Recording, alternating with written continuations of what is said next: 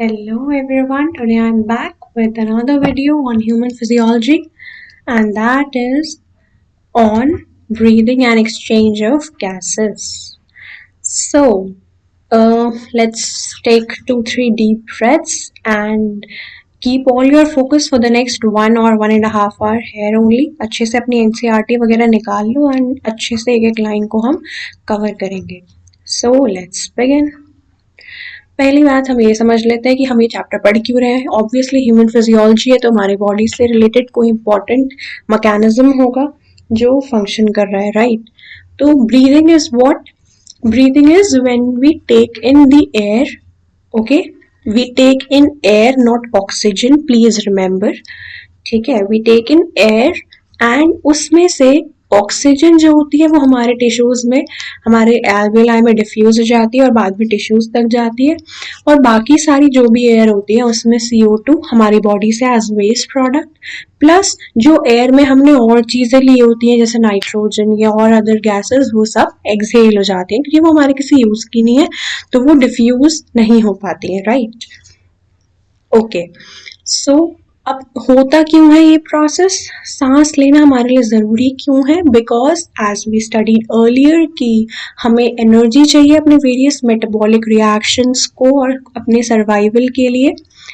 तो उस एनर्जी का कहाँ से हम यूटिलाइज, एनर्जी कहाँ से आएगी? कंबशन रिएक्शंस होती हैं and we all have studied that combustion reaction takes place in presence of oxygen, so we need oxygen. Okay, then combustion reactions and various reactions involving oxygen. अगर अभी तो हमने आपने शायद पढ़ा नहीं होगा but later on will study कि कैसे वो सब होता है, ऑक्सीजन का कहाँ यूटिलाइजेशन होता है, electron transport chain etcetera will study.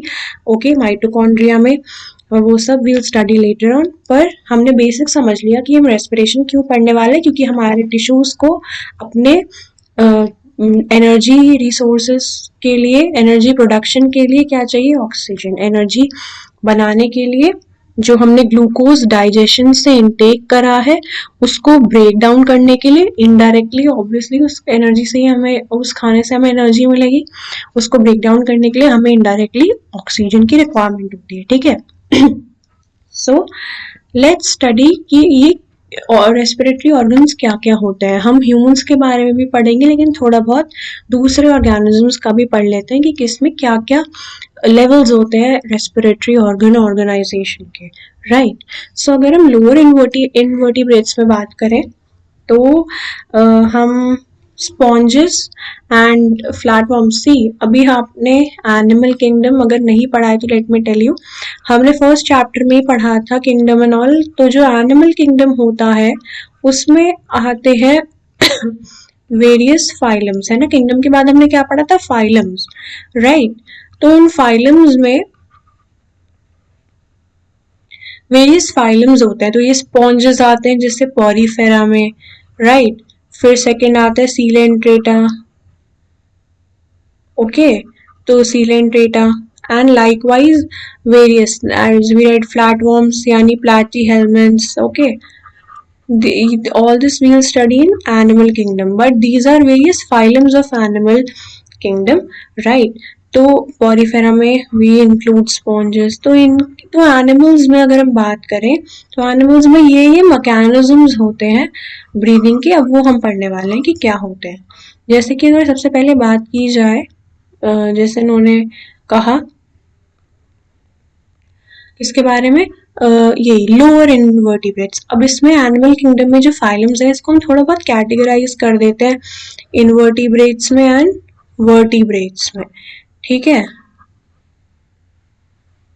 ठीक है, इनवर्टिब्रेट्स एंड वर्टिब्रेट्स, इनके भी कैरेक्टरिस्टिक्स होते हैं. We all will study in this. But invertebrates क्या होते हैं? थोड़े लो ग्रेड ऑर्गेनाइजेशन होता है, low grade level of organisation. ठीक है, ये थोड़े कम एडवांस्ड होते हैं. They are more primitive and vertebrates are more advanced, right? तो ये जो थोड़े छोटे ऑर्गेनिजम्स हैं इनमें क्या हो गया? ऑब्वियसली थोड़े कम वो होंगे ऑर्गन्स, थोड़ा कम मैकेनिज्म होगा, है ना? उतने ज्यादा डेवलप नहीं है तो उतना ज्यादा कॉम्प्लेक्स नहीं होगा. ठीक है, तो बेसिकली कॉम्प्लेक्सिटी कम होगी उनमें. तो लोअर ऑर्गेनिजम्स में क्या है, सिंपल डिफ्यूजन, उसमें क्या हो रहा है, सिंपल डिफ्यूजन, डायरेक्ट वो क्या करते हैं, टिश्यूज से डिफ्यूजन करवा लेते हैं अपने बॉडी सरफेस से ही, तो डायरेक्ट एक्सचेंज हो जाता है, राइट। अर्थवॉर्म्स की अगर बात करें तो उनके ऊपर मॉइस्ट क्यूटिकल एक लेयर होती है उनके सरफेस पे ऊपर, एंड उसी से वो डिफ्यूजन करते हैं, तो उसी से गैसियस एक्सचेंज होता है। इंसेक्ट्स में क्या होता है, they have tracheal tubes, okay, उसमें स्पाइरेकल्स होते हैं, ऐसे पोर्स वगैरह होते हैं, राइट। तो उससे क्या होता है, वो ट्रैकियल ट्यूब्स के थ्रू एयर उनमें अंदर जाती है, ठीक है, और वहाँ थोड़ा एक्सचेंज होता है। स्पाइरेकल्स वो ओपनिंग्स होती हैं जिनके थ्रू जाता है, ठीक है, ओके। देन अगर हम बात करें थोड़े एक्वेटिक आर्थ्रोपोड्स, ये भी एक फाइलम है आर्थ्रोपोडा, मोलस्का भी एक फाइलम है। तो इनमें क्या होता है, गिल्स होते हैं, ये भी एक स्ट्रक्चर्स होते हैं। वास्कुलराइज्ड मतलब कैपिलरीज होंगी, है ना, कैपिलरीज क्यों होंगी, एब्जॉर्प्शन के लिए। हमारे अंदर भी जैसे एल्वियोलाई होता है, तो suppose this is alveoli, alveoli मैंने ऐसा क्यों बनाया, क्योंकि वो सैक लाइक स्ट्रक्चर होता है। तो इसके आसपास यहाँ पर क्या होती है, कैपिलरीज होती हैं, इनमें क्या होंगी, आरबीसीज वगैरह होंगी। तो ये क्या ले जाती है, यहाँ से डिफ्यूजन हो जाता है, और कैपिलरीज में क्या होता है, ऑब्वियसली ब्लड होता है। ब्लड उसको कैरी करके ये तो पूरे बॉडी में जाएगा, तो वेरियस टिश्यूज में डिफ्यूजन हो जाएगा गैसेस का, तो इसलिए कैपिलरीज की रिक्वायरमेंट होती है। तो these are vascularised, right, so that blood में वो हो सके, वास्कुलराइज मतलब ब्लड में डिफ्यूज होके वेरियस टिश्यूज तक पहुंच सके, क्योंकि ये इनसे थोड़ा थोड़ा डेवलप हो गए, है ना। अर्थवॉर्म्स आ गए हमारे एनालिड्स में, तो थोड़े और डेवलप हो गए, है ना, फिर आर्थ्रोपोड्स थोड़े और, तो इस टाइप की, इसलिए थोड़े जो मैकेनिज्म्स हैं वो थोड़े डेवलप हो गए। अब अगर हम बात करें टेरेस्ट्रियल फॉर्म्स की, तो टेरेस्ट्रियल ये तो थोड़ा क्या हुआ, lower invertebrates and aquatic organisms की बात। बट जब टेरेस्ट्रियल फॉर्म आया तो कुछ मॉडिफिकेशंस हुए, ठीक है, टेरेस्ट्रियल ऑर्गेनिजम्स में कुछ मोर डेवलपमेंट्स हुए, ठीक है। तो उस उनमें क्या आ गए हमारे पास, लंग्स, ठीक है, लंग्स थोड़े और मॉडिफाइड ऑर्गन्स आ गए हमारे पास। तो जैसे हमारे पास भी क्या है, लंग्स है, क्योंकि हम क्या है, टेरेस्ट्रियल फॉर्म्स है, तो एक्सचेंज ऑफ गैसेस के लिए अब हमारे पास लंग्स है, ठीक है। क्योंकि ये क्यों, अगर हम पानी में जाएं, अगर हम बात करें, हम पानी में नॉर्मली जाएं तो क्या, अगर हम बहुत देर तक नहीं रह सकते, जो ट्रेन स्विमर्स हैं they know how to breathe in, how to breathe under water, but हम क्या करेंगे, अगर हमें ऐसे डाल दिया जाए एंड इफ वी ड्राउन, तो क्या होगा, हमारे लंग्स में पानी भर जाएगा, क्योंकि हमारे लंग्स उसके लिए डायरेक्टली अडेप्टेड नहीं है ना, lungs will get filled with water, right. तो इसलिए लंग्स एक टेरेस्ट्रियल अडेप्टेशन है, ठीक है, ओके। अगर हम वर्टिब्रेट्स की बात करें तो वर्टिब्रेट्स में भी ना अलग क्लासेस, अलग क्लासेस होती है, जैसे कि रेप्टिलिया, एव्स, मैमल्स, है ना, मैमिलिया, जो कि अगर हम फिशेस की बात करें तो उनमें क्या होते हैं, गिल्स होते हैं। रेप्टाइल्स की और बर्ड्स की और मैमल्स की बात करें तो उनमें लंग्स होता है, you will have to remember this. अगर हम एम्फीबियंस की बात करें जैसे कि फ्रॉग, तो उनका तो हमें पता ही है, एम्फीबियंस तो क्या लैंड पे भी रहेंगे और वाटर में भी रहेंगे, तो उनके पास क्या होती है, मॉइस्ट स्किन होती है ना। और क्या भी होते हैं उनके पास, अभी हमने पढ़ा कि मॉइस्ट स्किन के थ्रू क्या करते हैं, लैंड पे कर लेते हैं रेस्पिरेशन, एंड बाकी वो वाटर में भी कर लेता है रेस्पिरेशन, राइट। मैमल्स की बात करें तो उनमें तो वेल डेवलप्ड रेस्पिरेटरी सिस्टम होगा। अगर अब हम ह्यूमन रेस्पिरेटरी सिस्टम की बात करें तो हमारे पास हम पहले ह्यूमन रेस्पिरेटरी सिस्टम में आपको एक इमेज दिखाते हैं। No wait, where is that image? I think I haven't saved that image. Okay, we'll see here. No, I think I have that image.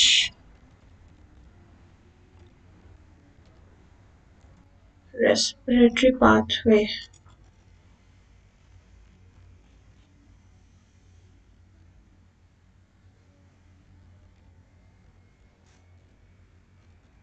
Pathway or airway.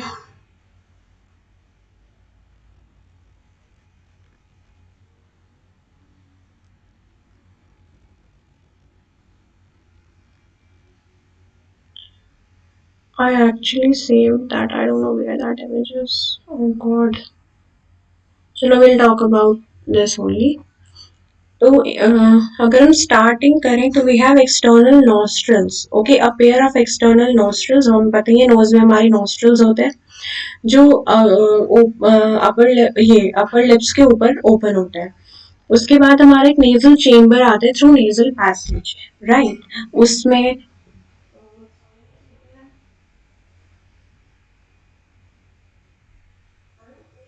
Tease होती हैं, are filled with air, उनको हम बोलते हैं sinus, right. तो sinus होते हैं उसके थ्रू, फिर नेजल चैम्बर होता है, नेजल पैसेज होता है। Nasal chamber will open into फैरिंग्स, okay.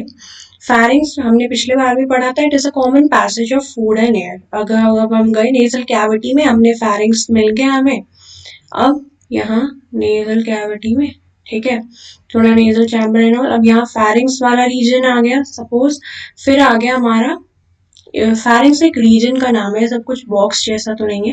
तो let's say this is फैरिंग्स, and then we come to a voice box sort of structure which is known as larynx, okay। तो pharynx के बाद क्या आता है, larynx। pharynx भी नो यहाँ पर एक डिविजन सा हो जाएगा, ठीक है, food pipe and wind pipe के बीच, है ना। फूड पाइप पीछे से जाएगा एंड विंड पाइप आगे से जाएगा, ये थोड़ा हो जाएगा।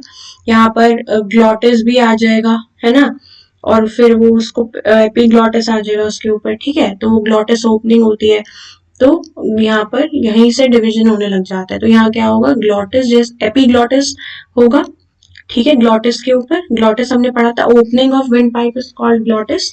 तो एपिग्लॉटिस होगा and then we have larynx. Larynx is also known as voice box. Why it is known as voice box? Because it helps in production of sound.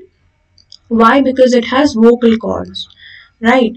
हमारा इसमें क्या होता है, वोकल कॉर्ड्स, और वैसे वोकल कॉर्ड्स अरेंज होते हैं and फिर उसमें से एयर पास होती है। जब एयर पास होती है तो उससे हमारी जो होती है स्पीच रेगुलेट होती है, ठीक है। जब हम बोलते हैं तो हमारी वोकल कॉर्ड्स की अरेंजमेंट थोड़ी चेंज होती रहती है एंड जब एयर पास होती है तो हमारी उससे आवाज निकलती है, ठीक। तो लैरिंग्स क्या है, कार्टिलेजिनस बॉक्स है, और ये किस में खुलेगा, अभी हमने पढ़ा ही था। लैरिंग्स आ गया तो ये किस में डिवाइड हो जाता है, ईसोफेगस एंड ट्रैकिया में, ठीक। डायग्राम प्लीज थोड़ा कंफ्यूजिंग हो गया, मुझे माफ करना उसके लिए। वील स्टडी हेयर आगे से, ठीक है, थोड़ा ऊपर का बता रही थी। अगर तुम मतलब ऐसे सीरीज में पढ़ोगे तो तुम्हें समझ आ जाएगा, ओके। तो लैरिंग्स की बात कर रहे थे, तो कार्टिलेजिनस बॉक्स है। अब यहाँ पे कार्टिलेजिनस ये इलास्टिक कार्टिलेज से भी बना है और हाईलाइन से भी बना है, क्योंकि एक्चुअली ये 9 पेयर ऑफ कार्टिलेजेस से बना होता है, ठीक है। नो सॉरी, 9 कार्टिलेज से बना होता है, जिसमें कि क्या होता है, 3 पेयर्स होते हैं और 3 सिंगल होते हैं, ठीक है। तो ये 6 हो जाते हैं टोटल और ये 3 हो जाते हैं। ये डिफरेंट टाइप्स के होते हैं, भी आपको पढ़ने की जरूरत नहीं है, ठीक है। पर एक्चुअल में क्या होता है, इसमें से कुछ जो होते हैं वो इलास्टिक कार्टिलेज से बने होते हैं और कुछ जो होते हैं वो हाईलाइन कार्टिलेज से बने होते हैं, ठीक है। दोनों टाइप के कार्टिलेजेस हैं and hence called the sound box because helps in production of sound during swallowing glottis can be covered by epiglottis as I told you। Trachea की अगर बात करें तो वो क्या है, एक स्ट्रेट ट्यूब है, अभी हमने देखा ये कैसी है, स्ट्रेट ट्यूब है। और यहाँ पर हमें कुछ ऐसे रिंग जैसा स्ट्रक्चर इसके ऊपर ऐसा दिखाई दे रहा है, तो इनको क्या, ये क्या होती है, कार्टिलेजिनस रिंग्स होती हैं। ये इनकम्प्लीट होती है, ये पूरा नहीं कवर करती हैं, बट ये कवर करती हैं और ट्रैकिया को प्रिवेंट करती हैं कोलैप्स होने से, ठीक है। आपको इसका इंपॉर्टेंस पता होना चाहिए। These are what, incomplete cartilaginous rings. Incomplete मतलब ट्रैकिया जैसे राउंड सा होगा, है ना, ऐसा ट्यूब जैसा ट्यूब है तो ऐसा राउंड होगा, तो यहाँ थोड़ा ही पार्ट ये कवर करेंगे, पूरा एनसर्कल नहीं करेंगे। Cartilaginous rings which prevent trachea from collapse, क्योंकि इसमें से एयर पास होगी, तो अगर प्रेशर में आ रही है एयर तो उसकी वजह से कहीं कोलैप्स ना हो जाए trachea, trachea from collapsing, okay. तो अब ट्रैकिया एक ट्यूब है, ये कहाँ, यहाँ हम देख रहे हैं कि यहाँ के डिवाइड हो रही है, ये कहाँ आके डिवाइड होती है, बेसिकली 5th थोरैसिक वर्टिब्रा, यहाँ पीछे हमारा क्या होता है, वर्टिब्रल कॉलम होता है, ठीक है। स्पाइन हमने सुना है सबने, spine, vertebral column, spinal cord, तो पीछे वर्टिब्रल कॉलम होता है, उसमें डिफरेंट टाइप की हमारी क्या होती है, वर्टिब्रे होती हैं, बोन्स होती हैं कुछ, ठीक है। ऐसी बोन्स बहुत सारी लगी होती है, 26 बोन्स होती हैं, तो वो भी डिफरेंट टाइप्स की होती हैं। ठीक है, थोरैसिक होती है, लंबर होती है, ठीक है। तो थोरैसिक क्या इतनी होती है, बेसिकली 12 होती है। तो जो फिफ्थ थोरैसिक होती है, जहां मतलब जहां जो लोकेशन फिफ्थ थोरैसिक वर्टिब्रा का होता है, अगर हम पीछे से देखें तो उस लोकेशन पे बेसिकली ये डिवीजन हो जाता है। ये क्वेश्चन आ सकता है, इसलिए आई हैव हाईलाइटेड, राइट। तो ये यहाँ पर डिवाइड हो जाती है किसमें, ब्रोंकाई में, लेफ्ट एंड राइट ब्रोंकाई, ठीक है। ब्रोंकाई सिंगल के लिए यूज करते हैं, ठीक है, इसको क्या बोलते हैं, प्राइमरी ब्रोंकाई। अब each bronchi also undergoes repeated division and it forms secondary and tertiary bronchi, ठीक है, एंड ब्रोंकियोल्स। तो अब हर ब्रोंकाई क्या होगा, it undergoes repeated division and forms secondary and tertiary bronchi and bronchioles. अब क्या हुआ, ये तो हमने देख लिया कि प्राइमरी ब्रोंकाई। अब थोड़े और जैसे यहाँ डिवीजन हो रहा है, ऐसे यहाँ पे ऐसे डिवीजन हुआ, ऐसे डिविजन होते हैं and they form secondary, tertiary and then bronchioles जो उससे भी छोटे हैं। और ब्रोंक्यूल्स जो सबसे टर्मिनल ब्रोंक्यूल्स होते हैं उनको क्या बोलते हैं, टर्मिनल ब्रोंक्यूल्स। जो लास्ट ये ऐसे डिविजन होते हैं, ठीक है, टर्मिनल ब्रोंक्यूल्स। अब आप देख रहे हो कि यहाँ जो ब्रोंकाई है और ब्रोंक्यूल्स भी है, इनफैक्ट थोड़े वहां पर क्या लगी है, इनिशियल ब्रोंक्यूल्स की अगर हम बात करें, टर्मिनल की ना करें, तो उसमें भी क्या लगी हुई है, rings. You can see these rings, ठीक है। तो रिंग्स यहाँ तक, ये नॉट ओनली ट्रैकिया बट थोड़ा और आगे ब्रोंकाई एंड इनिशियल ब्रोंक्यूल्स तक भी होती है। देखो यहाँ लिखा है टर्मिनल ब्रोंक्यूल्स आ गए, ठीक है, very thin terminal bronchioles. The trachea, primary, secondary, tertiary bronchi and initial bronchioles are supported by incomplete cartilaginous rings as we just saw.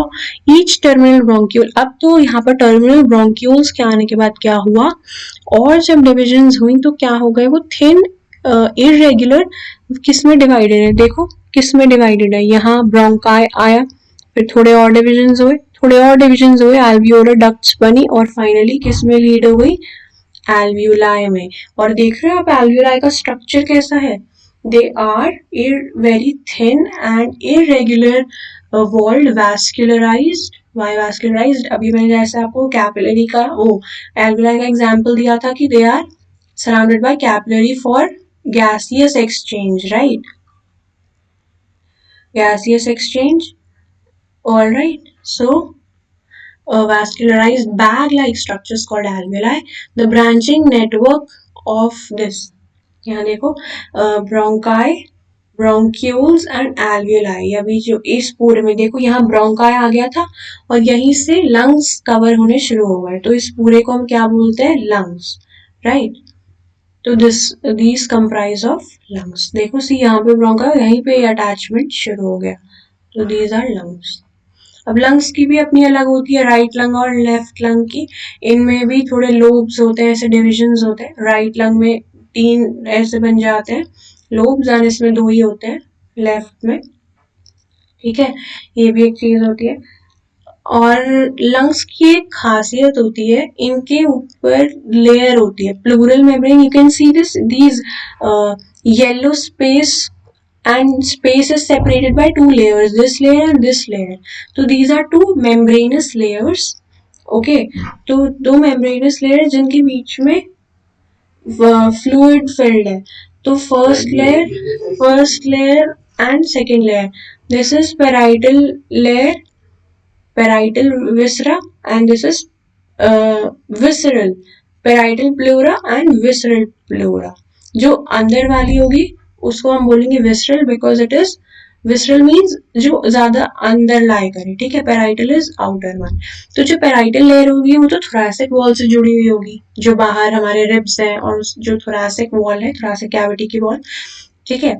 और जो इनर वॉल है कि वो किससे डायरेक्टली लंग्स से अटैच है, और इनके बीच में एक स्पेस है जिसमें फ्लूइड प्रेजेंट होता है, उस कैविटी को हम प्लूरल कैविटी बोलते हैं, फ्लूइड को बोल देंगे pleural fluid, right. So this space is filled with pleural fluid. ये प्लूरल फ्लूइड किसमें हेल्प करता है, जो 2 लेयर्स के बीच में फ्रिक्शन है उसको रिड्यूस करता है, ठीक है।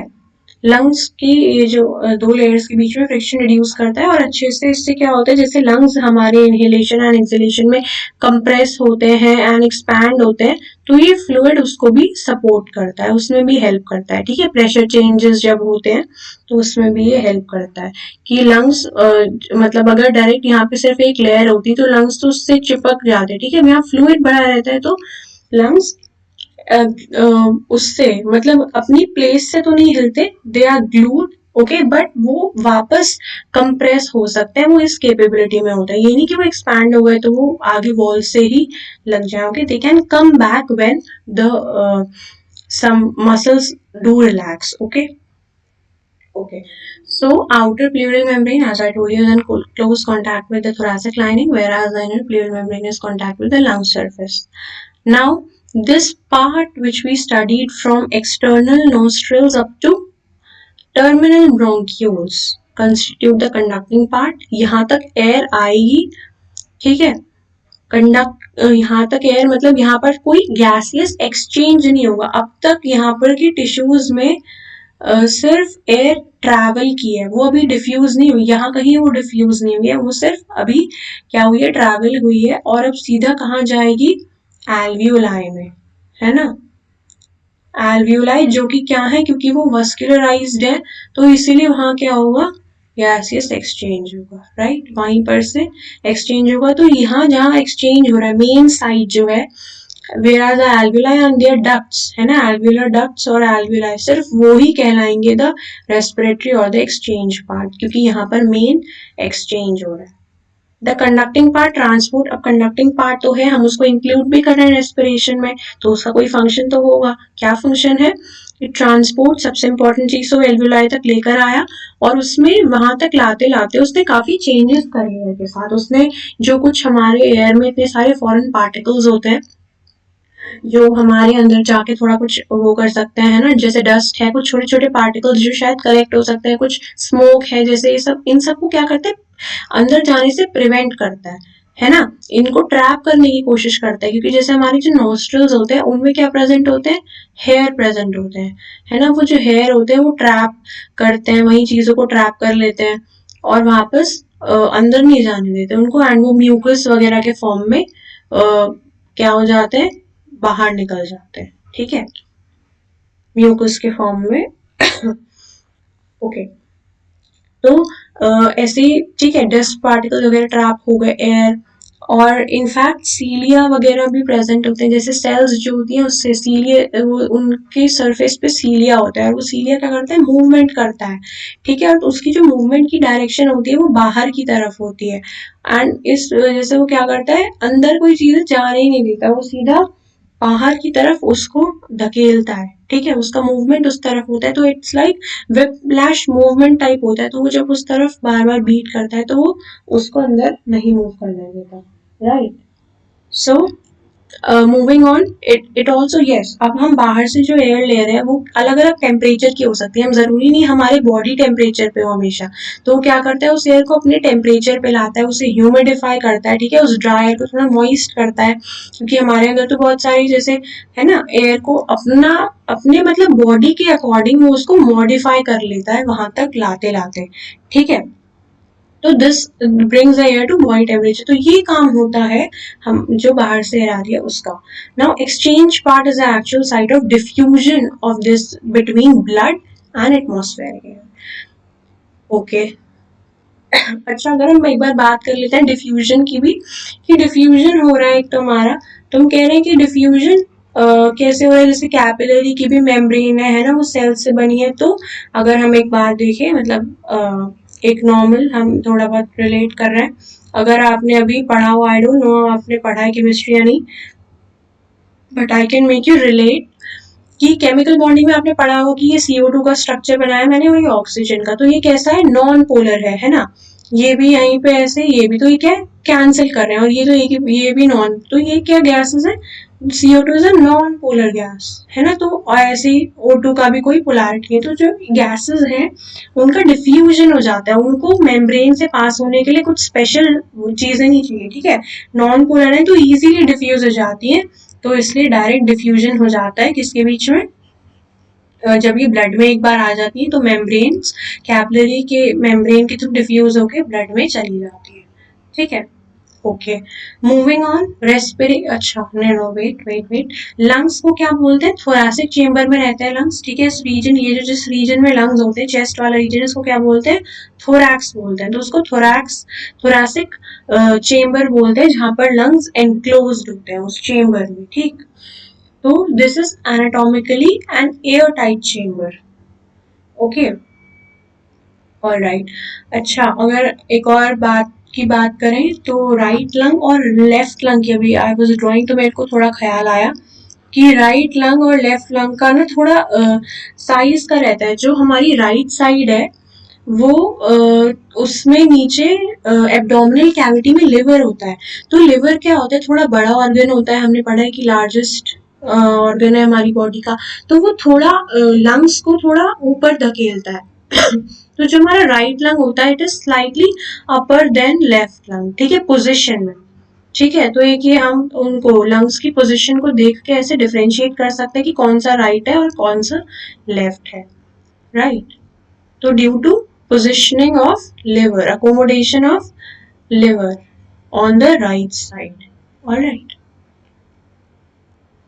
R means reason. ठीक, okay. Now, thoracic chamber. Yeah, this question is asked. Whatever I have highlighted, please mark it as important and do go through it more thoroughly. Okay. thoracic chamber is formed dorsally. अच्छा, dorsal ventral आपको पता है, एक बार मैं introduce कर देती हूँ terms आपको। dorsal is the back side. okay, ventral is, अगर हम ह्यूमन बॉडी की बात करें, ठीक है, ventral is our front side। ठीक है, जैसे हम बोलते हैं हमारा हार्ट वेंट्रल है तो फ्रंट साइड को हम वेंट्रल बोलेंगे, बैक को डॉर्सल बोलते हैं। राइट, और लेटरली तो आपको पता ही है, side wise. Okay, side wise is laterally. So thoracic chamber dorsal यानी पीछे से, अभी मैंने आपको बताया बैक साइड पे क्या होता है, वर्टिब्रल कॉलम। वेंट्रली हमारा क्या होता है, आगे की तरफ क्या होता है हमारे पास, स्टर्नम। लेटरली स्टर्नम, क्योंकि वेंट्रली मतलब बिल्कुल फ्रंट में ऐसे लाया करता है स्टर्नम। और यहाँ पर क्या होते हैं, रिब्स लगे होते हैं, बोनी स्ट्रक्चर्स रिब्स होते हैं। तो ये क्या आ जाता है, साइडवेज है ना ये, तो इनको क्या बोलते हैं, लेटरली। और पीछे से हमारा वर्टिब्रल कॉलम होता है। ठीक है, तो ये थोरैसिक चेम्बर का फॉर्मेशन है। राइट, और ये आगे की जो मसल्स और ये सब होती है, ये रिब बोन्स एंड ऑल, ये आगे से क्या है, थोरैसिक वॉल, चेस्ट वॉल बना लेती है। ठीक है, जो मैंने बताया था कि वो प्लूरा, पैराइटल प्लूरा उससे आउटर वाली जुड़ी होगी। Right, okay. अगर हम एनाटॉमिकल सेटअप की बात करें लंग की, तो वो कुछ ऐसा है कि जब भी हमारी थोरैसिक कैविटी में, सिंस मैंने बताया आपको कि थोरैसिक कैविटी, जो बाहर वाली कैविटी जिसमें लंग एनक्लोज है, इसमें इसके बहुत क्लोज कांटेक्ट में है लंग्स। जैसे मैंने बताया अभी जस्ट अभी कि जो आउटर लेयर है वो उससे जुड़ी हुई है लंग्स से भी। ठीक है, through pleural fluid and inner layer से लंग्स से जुड़ी हुई है, तो उसके एक्सपेंशन में हेल्प करती है। ठीक है, तो क्यों, क्योंकि जो आउटर लेयर है वो थोरैसिक वॉल से जुड़ी हुई है, एंड वो क्या करेगी, थोरैसिक कैविटी में कोई भी चेंज आता है तो वो हमारी पल्मोनरी कैविटी में यानी कि लंग्स में चेंज लाएगा। ठीक है, मतलब ये अरेंजमेंट, जैसे हम इनहेलेशन करते हैं या एक्सहेलेशन, तो पहले हमारी जो भी चेंजेस आते हैं, जो इवेंचुअली लंग में चेंजेस आते हैं, जैसे कि इनहेलेशन होता है, एयर एल्विलाई में आती है या फिर एल्विलाई से बाहर जाती है, वो किसका रिजल्ट होता है, बेसिकली थोरैसिक कैविटी में पहले चेंज होता है और फिर पल्मोनरी कैविटी में चेंज होता है। अभी हम जब मैकेनिज्म पढ़ेंगे ब्रीदिंग का नीचे, तो तब मैं आपको एक और बार रिमाइंड कराऊंगी ये चीज, बट अभी के लिए याद रखना। ठीक है, और इसमें क्या लिखा है, such an arrangement is essential for breathing because we can not directly alter the pulmonary volume. उसके लिए हमें पहले थोरैसिक वॉल्यूम को चेंज करना पड़ेगा। थोरैसिक कैविटी में पहले चेंजेस होंगे एंड देन पल्मोनरी कैविटी में चेंजेस होंगे। राइट, रेस्पिरेशन के स्टेप्स अगर हम देखें तो ब्रीदिंग और pulmonary ventilation, by which atmospheric air is drawn in and CO2 rich air is released out। तो पल्मोनरी वेंटिलेशन बाहर वाला वो ब्रीदिंग का प्रोसेस है जिसमें किसके बीच में चेंजेस हो रहे हैं, alveoli and atmospheric air. Right, diffusion अब हुआ, अब हम एल्व्यूलर उसमें आए। मेरा मन तो है आपको ये दिखाने का, wait I'll make take something whiteboard and then वहां पे मैं आपको थोड़ा एक्सप्लेन करती हूँ लाइन वाइज। या अगर हम देखें पहले एक बार हम स्टेप्स देखें, डिफ्यूजन हो रहा है फिर गैसेस का एल्वियोलर मेम्ब्रेन में, एंड देन ब्लड में ट्रांसपोर्ट हुआ, फिर ब्लड एंड टिश्यूज में, एंड फाइनली यूटिलाइजेशन हुआ। ठीक, तो अगर हम देखें सबसे पहले हमारे पास क्या था, ब्रीदिंग यानी कि पल्मोनरी वेंटिलेशन, राइट, यानी सबसे बाहर वाला process which is pulmonary ventilation, also known as breathing। तो वो हम किसे बोलते हैं, बेसिकली इनहेलेशन एंड एक्सहेलेशन को ही तो बोलते हैं, हम बचपन से पढ़ते आ रहे हैं। Breathing is what, expiration and inspiration. तो वो किसके बीच में होता है, between atmospheric air and alveoli। Okay, फिर उसके बाद हमने क्या पढ़ा, diffusion of gases across alveolar membrane and then transport। तो फिर उसके बाद क्या हुआ, diffusion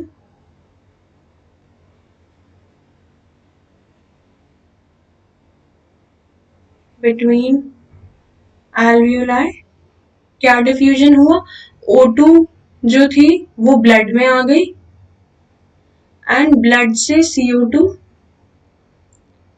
कहाँ चली गई, बाहर एयर में, जो एक्सपायर होने वाली है, तो एक्सपायर्ड एयर में, यानी कि एल्वियोलाई में चली गई। ठीक है, एल्वियोलाई में चली गई टू गेट एक्सपायर्ड।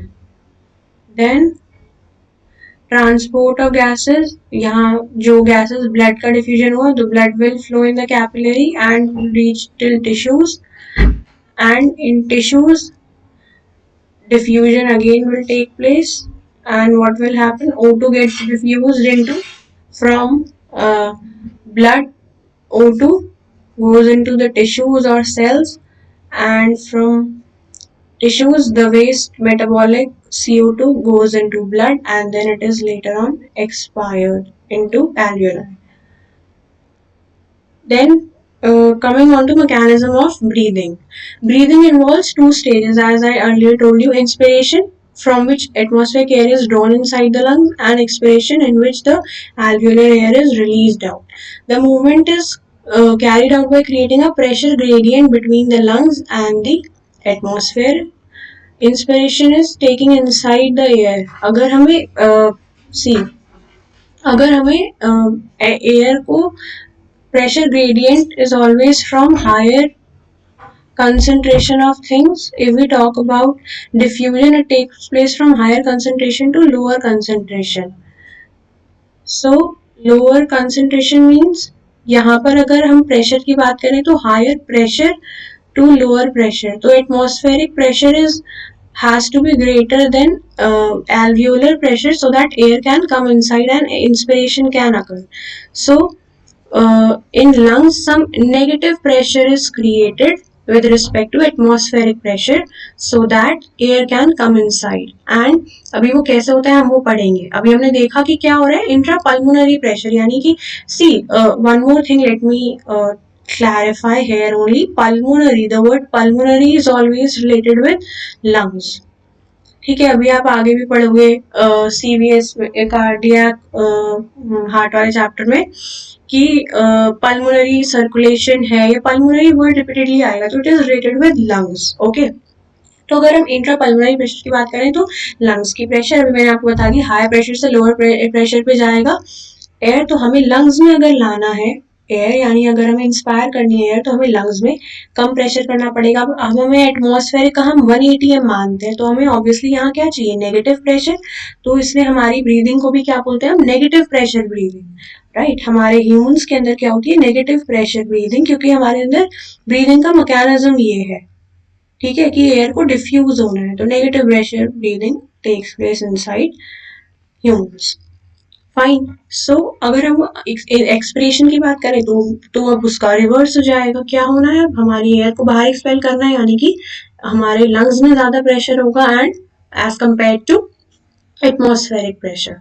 नाउ अब होता कैसे है, हमारे पास बहुत सारी मसल्स हैं ये सारे एक्शन परफॉर्म करने के लिए। ठीक है, मसल्स क्या करेंगी, वो कॉन्ट्रैक्ट होंगी या रिलैक्स होंगी। अभी हमने क्या पढ़ा था कि थोरैसिक कैविटी में हमने चेंजेस लाने हैं, थोरैसिक कैविटी के साइज में, तो हमारे पल्मोनरी कैविटी के साइज में चेंजेस आ जाएंगे। तो अगर हमें थोरैसिक कैविटी को करना है तो हमारी जो उससे रिलेटेड मसल्स हैं, जो उसके आसपास मसल्स हैं, वो जो होती है वो कॉन्ट्रैक्ट करती हैं या रिलैक्स करती हैं, जिससे कि इंस्पिरेशन या एक्सपिरेशन हो सके। तो हम देखते हैं कौन कौन सी मसल्स हैं। एक और हमारा स्ट्रक्चर होता है जो हमने पढ़ा या नहीं पढ़ा, हमने पढ़ा तो होगा ही बचपन में, डायफ्राम। ये बहुत इंपॉर्टेंट स्ट्रक्चर है हमारा ब्रीदिंग वाले उसमें। ठीक है, ये जो डोम शेप स्ट्रक्चर है ना, इसको डायफ्राम बोलते हैं।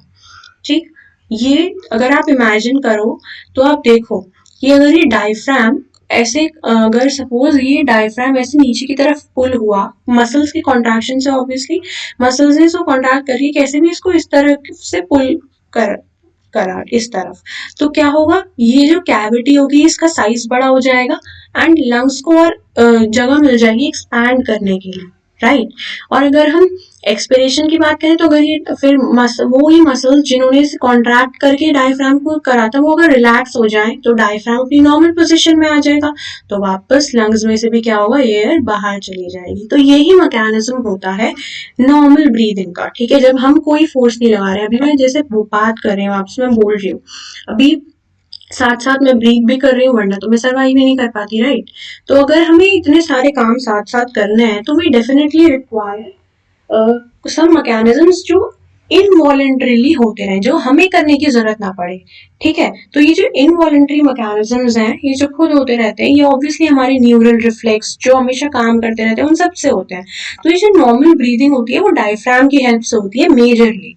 डायफ्राम क्या करता है, और अभी जैसे मैंने आपको बता ही दिया क्या करता है, वो ऐसे मूवमेंट करता है तो थोड़ा सा कैविटी के वॉल्यूम में चेंजेस आते हैं। ठीक है, external and internal intercostal between ribs एक मसल होती है हमारी। अच्छा, इंटरकॉस्टल का जरा मैं मतलब बता दूं। कॉस्टल मतलब, costal word is related to ribs and inter तो आपको बताइए बिटवीन। तो रिब्स हमने आपको स्ट्रक्चर अभी जैसे मैंने थोड़ा दिखाया भी था, यहाँ सारे रिब्स बताए थे। तो 12 पेयर ऑफ रिब्स होते हैं, राइट। तो उन रिब्स के बीच में जैसे दो रिब्स हैं सपोज, तो उनके बीच में जो स्पेस होगी वहां पे मसल्स लगी हुई होंगी। ठीक है, उन मसल्स का नाम होता है इंटरकॉस्टल मसल्स। वो दो होती है, एक्सटर्नल और इंटरनल। अगर हम बात करें इंस्पिरेशन की, तो ये मैं बता ही चुकी हूँ कि डायफ्राम चेंज होगा और इन क्या करेगा, वॉल्यूम को इंक्रीज करेगा। अच्छा, हम अगर हम इसको एक और चीज से समझ लेते हैं, प्रेशर और वॉल्यूम को, कि volume is inversely proportional to pressure. हमने पढ़ा है या नहीं पढ़ा है, मोल कॉन्सेप्ट में आपने पढ़े ही होंगे वैसे लॉज। पीवी इज कांस्टेंट, अगर हम आइडियल गैस मान के चले हैं तो पीवी ऐसे कांस्टेंट रहता है, तो हम क्या कहें। अब टेम्परेचर तो बॉडी टेम्परेचर हो गया है ना, एनआरटी क्या हो गया, बॉडी टेम्परेचर पे आ गया, तो कांस्टेंट हो गया। तो क्या होगा, ये सेटिस्फाई हो रहा है। तो वॉल्यूम क्या होगा, वॉल्यूम अगर हम इंक्रीज कर देंगे लंग्स की तो प्रेशर डिक्रीज हो जाएगा लंग्स के अंदर। तो हमें यही करना है, हमें क्या करना है, अगर हमें एयर को अंदर लाना है लंग्स के, तो हमें क्या करना पड़ेगा, लंग्स की वॉल्यूम को इंक्रीज करना पड़ेगा। अब हम डायरेक्टली तो कर नहीं सकते, अब हमने अभी अभी पढ़ा हमें क्या करना है, पहले थोरैसिक कैविटी को इंक्रीज करना होगा, तब लंग्स अपने आप एक्सपैंड हो जाएंगे और प्रेशर डिक्रीज हो जाएगा और एयर अंदर आ जाएगी, राइट। ओके, तो अगर हम इसकी बात करें अब कि कैसे कौन करवा रहा है, तो डायफ्राम क्या हो रहा है, कॉन्ट्रैक्ट हो रहा है। उससे क्या हो रहा है, जो वॉल्यूम है थोरैसिक चेम्बर की, वो एंटेरो पोस्टीरियर एक्सिस में इंक्रीज कर रही है। ठीक है, and the contraction of external intercostal lifts up the ribs and sternum causing an increase in dorsoventral axis। देखो, अगर हम अगर हम डायफ्राम को ऐसे करेंगे तो क्या होगा, आप इमेजिन अगर करो, तो अगर हम ऐसे अगर इसको खींचेंगे तो ऐसे लाइक इस वाले एक्सिस पे वॉल्यूम इंक्रीज होगी। ठीक है, मतलब वो ऐसे एक्सपैंड करेगा। और अगर हम एक्सटर्नल इंटरकॉस्टल मसल्स की बात करें, आपको शायद नाम याद नहीं हुआ होगा। देखो, एक मसल्स होती है इंटरकॉस्टल, तो हमने पढ़ ली। एक्सटर्नल इंटरकॉस्टल मसल्स होती हैं जो हमारे इंस्पिरेशन में हेल्प करती हैं। आप उल्टा याद रख सकते हो, जैसे इंस्पिरेशन या एक्सलेशन अभी याद करने के लिए बोल रही हूँ, अभी मैं आपको स्ट्रक्चर भी दिखा दूंगी कैसा है अरेंजमेंट। तो इंटरकॉस्टल है पर उसका उल्टा टाइप की मसल होगी इंस्पिरेशन में, ठीक है। एक्सटर्नल इंटरकॉस्टल किस में होगी, इंस्पिरेशन में, तो ये ऑपोजिट हो जाएगा, ठीक है। ओके, तो ये क्या करेंगी, रिब्स को लिफ्ट करेंगी एंड स्टर्नम को लिफ्ट करेंगी, ठीक है। रिब्स और स्टर्नम का अरेंजमेंट आपको पता है कैसा होता है, अभी मैंने आपको दिखाया था। रिब्स थोड़े ना ऐसे स्लाइटली स्लैंटिंग होता है डाउनवर्ड, और स्टर्नम ऐसा होता है, ठीक है। और फिर यहाँ पे ऐसे रिब्स होते हैं ऐसे। ये मैंने बहुत ही गंदा डायग्राम बनाया, बहुत बच्चा वाला। ओके, लेट्स, हाँ देखो जैसे ये डायग्राम है ना, इसी की बात करते हैं। तो डायग्राम ऐसे, ये डायफ्राम ऐसे कॉन्ट्रैक्ट हुआ जैसे, तो ये नीचे आया, तो यहाँ पर रिब्स, ये रिब्स हमें लेटरल दिखा रखा है वर्जन, तो जैसे रिब केज है वो आगे को की तरफ आया, तो थोड़ा ऊपर हो गया, राइट।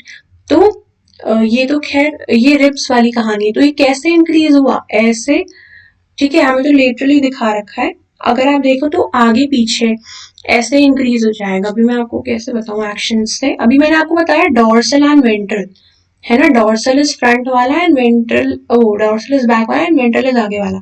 तो फ्रंट और आगे और पीछे वाला जो साइज है वो इंक्रीज, वॉल्यूम इंक्रीज हो जाएगा। अभी आप समझ पा रहे होगे, ठीक है। मतलब एक ऐसा टिल्ट वाला वो समझो, 3D में अगर समझो कि ऐसे इंक्रीज हो जाएगा, और अभी हम ऐसे समझ रहे थे।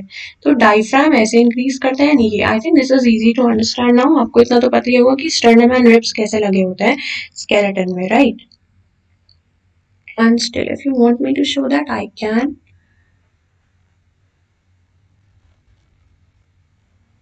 Human skeleton, I hope we'll get. तो देखो जो रिब्स है, थोड़ा सा एनलार्ज्ड इमेज, हाँ। तो रिब्स ऐसे लगे हुए हैं, राइट। अरे, है ना। तो यहाँ पर रिब्स ऐसे लगे हुए हैं ना, और ये स्टर्नम है, आप पूरा 3D में देख पा रहे हो, ठीक है। मतलब थोड़ा, मतलब आपको पीछे तक रिब्स घूमते हुए नजर आ रहे हैं, तो आप थोड़ा इमेजिन कर सकते हो, है ना, कि कैसे है। तो यहाँ ये जो रिब्स होते हैं ना, पीछे वर्टिब्रल कॉलम से ही अटैच होते हैं, ठीक है। तो 12 पेयर्स ऑफ रिब्स होते हैं एंड 12 ही थोरैसिक वर्टिब्रा होती है, जैसे मैंने बताया।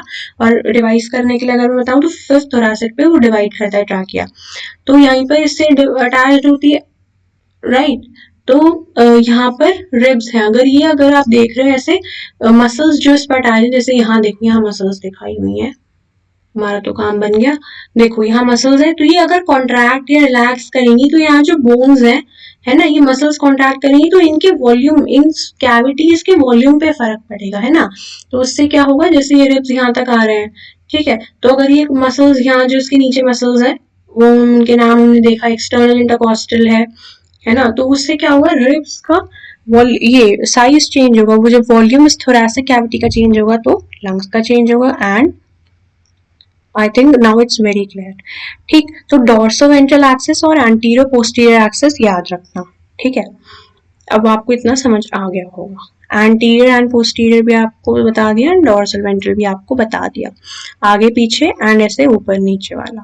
Okay, the overall increase in the thoracic volume causes a similar increase in pulmonary, अभी जैसे हमने पढ़ा, increase हुआ pulmonary volume, तो pressure वही P inversely proportional to V, तो फोर्स कर दी एयर एंड इंस्पिरेशन हो गया। अब क्या हुआ, इन मसल्स का रिलैक्सेशन हो गया।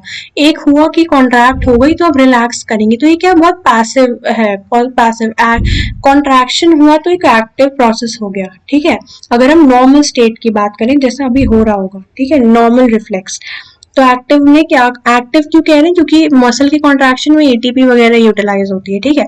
अब अगर और ऐसी रिलैक्स हो गया नॉर्मली, तो क्या होगा, एक पैसिव मूवमेंट। तो अगर मसल्स ने सिर्फ रिलैक्स किया, डायफ्राम ने और इसने, तो इंटरकॉस्टल ने, तो क्या करा, returns to the normal position and reduce the volume, और इससे पल्मोनरी, और इससे क्या हो जाएगा, प्रेशर भी क्या होगा, इंक्रीज हो जाएगा इंट्रापल्मोनरी, और expulsion of air occurs and expiration occurs, ठीक है। तो ये कहानी थी, ठीक।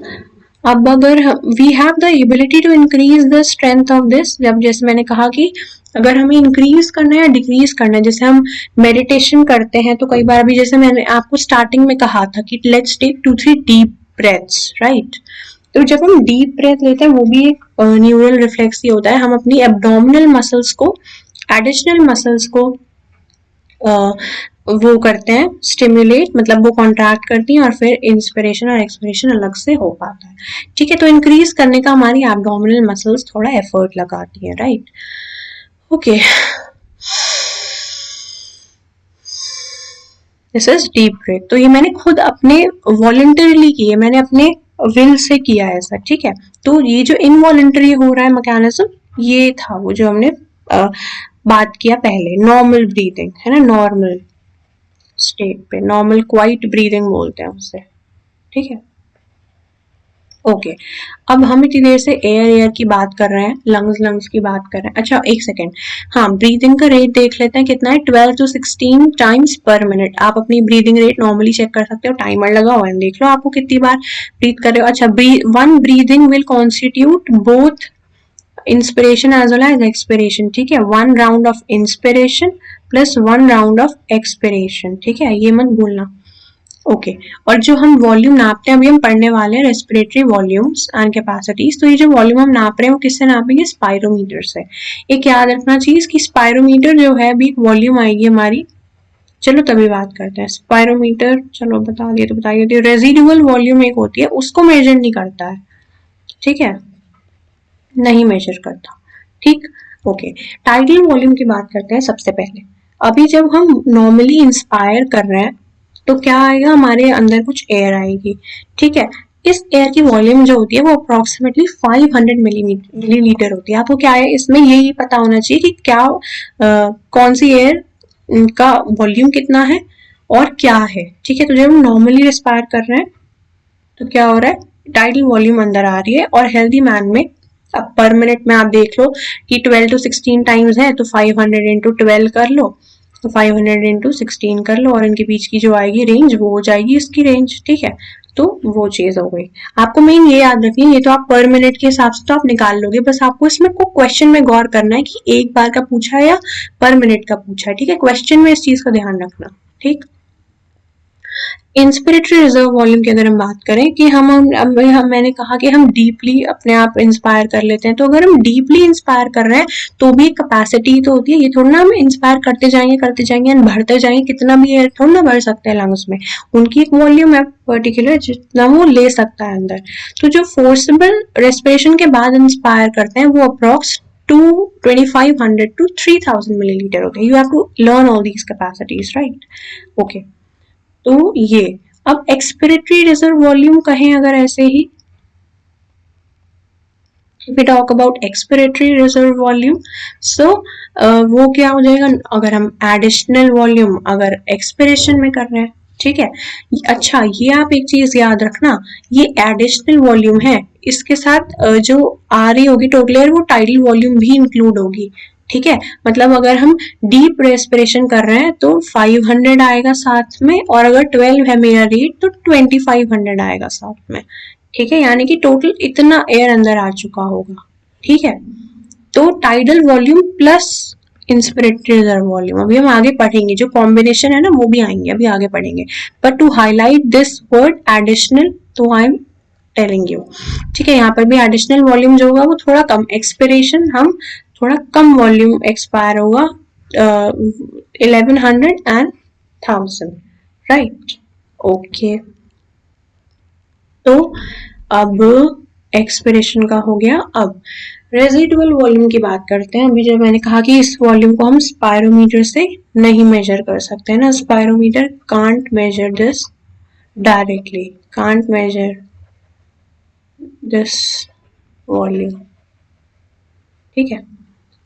Volume of air remaining in the lungs, अब हमारी एयर मतलब हमारी लंग्स कभी भी ऐसा नहीं होता कि आपने कभी सोचा है कि जैसे हम इंस्पायर कर रहे हैं, हम कहते हैं, हम बचपन से पढ़ रहे हैं, हमने एयर इंस्पायर करी, अब हमने एक्सपायर कर दी, तो एक्सपायर करके ये होता है क्या कि लंग्स में कोई वॉल्यूम नहीं बची, सारी एयर तो हमने एटमॉस्फेयर को दे दी। अगर ऐसा हुआ तो लंग्स तो कोलैप्स कर जाएंगे, तो लंग्स कोलैप्स ना करें उसके लिए हमारी एयर, कुछ ना कुछ एयर लंग्स में हमेशा रहती है, और उस रिमेनिंग एयर को हम क्या कहते हैं, रेजिडुअल वॉल्यूम।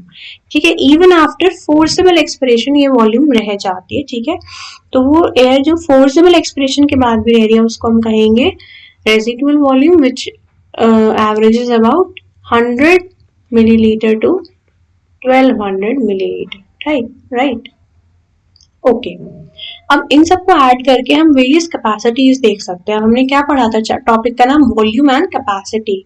तो अब हम कैपेसिटीज की अगर बात करें तो सबसे पहले हम इंस्पिरेटरी कैपेसिटी की बात करते हैं। कैपेसिटी मतलब कितना मैक्सिमम वॉल्यूम हम कर सकते हैं या कितना मिनिमम वॉल्यूम, मतलब कैपेसिटी मतलब वॉल्यूम कितना, लंग की क्या कैपेसिटी है उस बारे में बात कर रहे हैं। ठीक है, तो उसमें डिफरेंट चीजें आएंगी, जैसे टोटल वॉल्यूम है ना, जैसे मैंने कहा मैक्सिमम वॉल्यूम या total volume of air a person can inspire after a normal expiration. ठीक है, अब अगर नॉर्मल एक्सपिरेशन किया, मैंने क्या कहा कि कैपेसिटी हम मेजर कर रहे हैं, वॉल्यूम तो हमने पढ़ लिए है, कैपेसिटी मतलब कितना कर सकता है वो, तो हम मैक्सिमम में ही देखेंगे। तो कितना टोटल एयर, अभी हमने बात करी कि एक हम नॉर्मली करते हैं और एक हम डीप, मतलब अगर डीप ब्रीदिंग कर रहे हैं या है ना वॉलंटरीली हम कर रहे हैं, तो फोर्सफुल इंस्पिरेशन में कितना, तो नॉर्मल एक्सपिरेशन हमने कर लिया, उसके बाद हम मैक्सिमम कितनी एयर अंदर ले सकते हैं, एक तो वो जो हम नॉर्मली ले रहे थे, प्लस जो एडिशनल वॉल्यूम अभी जो मैंने हाईलाइट करा था, बट जो हम एडिशनल वॉल्यूम अंदर ले रहे हैं, है ना, यही तो हो गई मैक्सिमम वॉल्यूम जो हम अंदर ले सकते हैं, इससे ज्यादा तो नहीं ले सकते। मैक्सिमम वॉल्यूम कितनी थी, इंस्पिरेटरी रिजर्व वॉल्यूम, तो this was a maximum air जो हम अंदर ले सकते हैं आफ्टर नॉर्मल एक्सपिरेशन। ये हो गई नॉर्मली जो हम ब्रीथ करते हैं, और ये होता है जो हम फोर्सफुली ले सकते हैं। ठीक है, इससे ज्यादा तो नहीं ले सकते। ओके, ऐसे ही एक्सपिरेटरी कैपेसिटी, अगर हमने नॉर्मल इंस्पिरेशन कर ली, उसके बाद हमें मैक्सिमम एक्सहेल करना है, तो एकदम टाइडल वॉल्यूम एक्सहेल कर सकते हैं, प्लस ईआरवी एक्सहेल कर सकते हैं, है ना। ओके, अब फंक्शनल रेजिडुअल कैपेसिटी एक आया टर्म, इसका हमें नाम से तो नहीं समझ आ रहा है क्या है, जरा पढ़ते हैं क्या है। Volume of air that will remain in lungs after a normal expiration. देखो, हमारे लंग्स में हमने जैसे कहा था कि नॉर्मल एक्सपिरेशन के बाद जो एयर रहेगी, ठीक है, तो वो क्या होगी, functional residual capacity, air that will remain in the lungs after a normal expiration. ठीक है, अब हमने क्या कहा था, जो रेजिडुअल वॉल्यूम है वो कौन सी एयर थी, आपको याद है, हमने जस्ट पढ़ा, air which remains in lungs after forcible expiration। पता है, यहाँ मैंने इसीलिए हाईलाइट नहीं करा था जैसे कि आपको दोनों टर्म्स याद हो जाए। ठीक है, देखो लिखा है यहाँ पर फोर्सिबल एक्सपिरेशन। यार ये टर्म्स पे ना मैंने लिख ही दिया है इंपॉर्टेंट, देखो ये मैंने इतना बड़ा बड़ा लिख रखा है इंपॉर्टेंट, तो ये पूरा इंपॉर्टेंट है। ठीक है, ये मत सोचना कि मैंने हाईलाइट नहीं करा तो ये इंपॉर्टेंट नहीं है, ये तो आपका आगे भी आएगा। ठीक, ओके, तो फोर्सेबल एक्सपिरेशन के बाद जो एयर बच रही है वो क्या थी, रेजिडुअल वॉल्यूम। अब हम फंक्शनल रेजिडुअल वॉल्यूम की बात कर रहे हैं, तो ये कौन सी एयर है, नॉर्मल एक्सपिरेशन के बाद जो लंग्स में रहेगी, तो ये एयर ऑब्वियसली रेजिडुअल वॉल्यूम से तो ज्यादा ही होगी, और कितनी होगी, एक तो रेजिडुअल वॉल्यूम जो रिमेनिंग है लंग्स में, प्लस वो वॉल्यूम जो हम जबरदस्ती एक्सपायर करके एक्सहेल कर सकते हैं, दैट इज ईआरवी, है ना, जो अभी हमने पढ़ा कि नॉर्मल इंस्पिरेशन के बाद जो नहीं, ईआरवी क्या था, जो हम एडिशनल वॉल्यूम को एक्सपायर कर सकते हैं, तो जो हम एडिशनल एक्सपायर कर सकते हैं वो प्लस रेसिडुअल वॉल्यूम, वो क्या हो जाएगा, the volume of air that will remain after normal expiration. ठीक है, क्योंकि नॉर्मल एक्सपिरेशन में हमने ईआरवी तो नहीं एक्सहेल करा, अभी ईआरवी तो है ही हमारे पास अंदर बचा हुआ। ठीक है, और आरवी तो हमारे पास हो गई हर कंडीशन में, अगर हम फोर्सेबल एक्सपिरेशन भी कर रहे हैं तो भी होगा। राइट, आई होप आप समझ गए होंगे। ओके, वाइटल कैपेसिटी की अगर बात करें तो वाइटल कैपेसिटी वो वॉल्यूम है एयर का जो person after forced expiration breathe कर सकता है। ठीक है, maximum volume of air person can breathe in after forced expiration. ठीक है, अब उसने क्या करा है, एक्सपिरेशन नॉर्मल नहीं है, ठीक है, ये तो क्या था, नॉर्मल एक्सपिरेशन के बाद अब उसने फोर्सफुली अपनी जो, मतलब उसने क्या करा है, जो ईआरवी है ना वो भी उसने एक्सहेल कर दी, है ना, फोर्सेबल में तो यही का हुआ, उसने ईआरवी को भी एक्सहेल कर दिया। तो वो कौन कौन सी वॉल्यूम अंदर ले सकता है? एक तो वो जो उसने नॉर्मल एक्सपिरेशन के वक्त ली थी, यानी कि टाइडल वॉल्यूम और आईआरवी, प्लस जो उसने अभी एक्सहेल की ईआरवी। तो ये पूरा क्या बना लिया इसने मिलके? vital capacity or the maximum volume of air a person can breathe in after a forced expiration, or in fact the maximum volume of air a person can breathe out after a forced inspiration। क्यों? क्योंकि अगर forced inspiration की बात करें तो TV और ERV ये तो हमारे पास नॉर्मली आ गए, और अगर हमने अभी ये भी एक्सपायर कर दी है, यानी कि इंस्पिरेटरी रेजिडुअल रिजर्व वॉल्यूम भी एक्सपायर कर दी है, तो वो भी तो अभी हम इनहेल वो कर सकते हैं, इनहेल, राइट। तो ये हो गई वो मैक्सिमम एयर, ठीक। तो दोनों ही हम कह सकते हैं, ठीक है। This is the vital capacity of lungs, all right. अब टोटल लंग कैपेसिटी की बात करें तो ये तीनों तो हमें मिल ही गए थे, प्लस अगर अब टोटल लंग में तो हमारे पास जो हमेशा बची हुई है वो क्या थी? Residual volume. तो इन सब को मिलाकर हमारे पास क्या आ गई? टोटल लंग की कैपेसिटी, ठीक। आई होप अब आप ये सब समझ गए होगे। रिवाइज कर लेना एक बार, कोई डाउट हो तो you can ask me on Telegram, okay. अब बात करते हैं एक्सचेंज ऑफ गैसेस की। अब आ गया है मेन काम।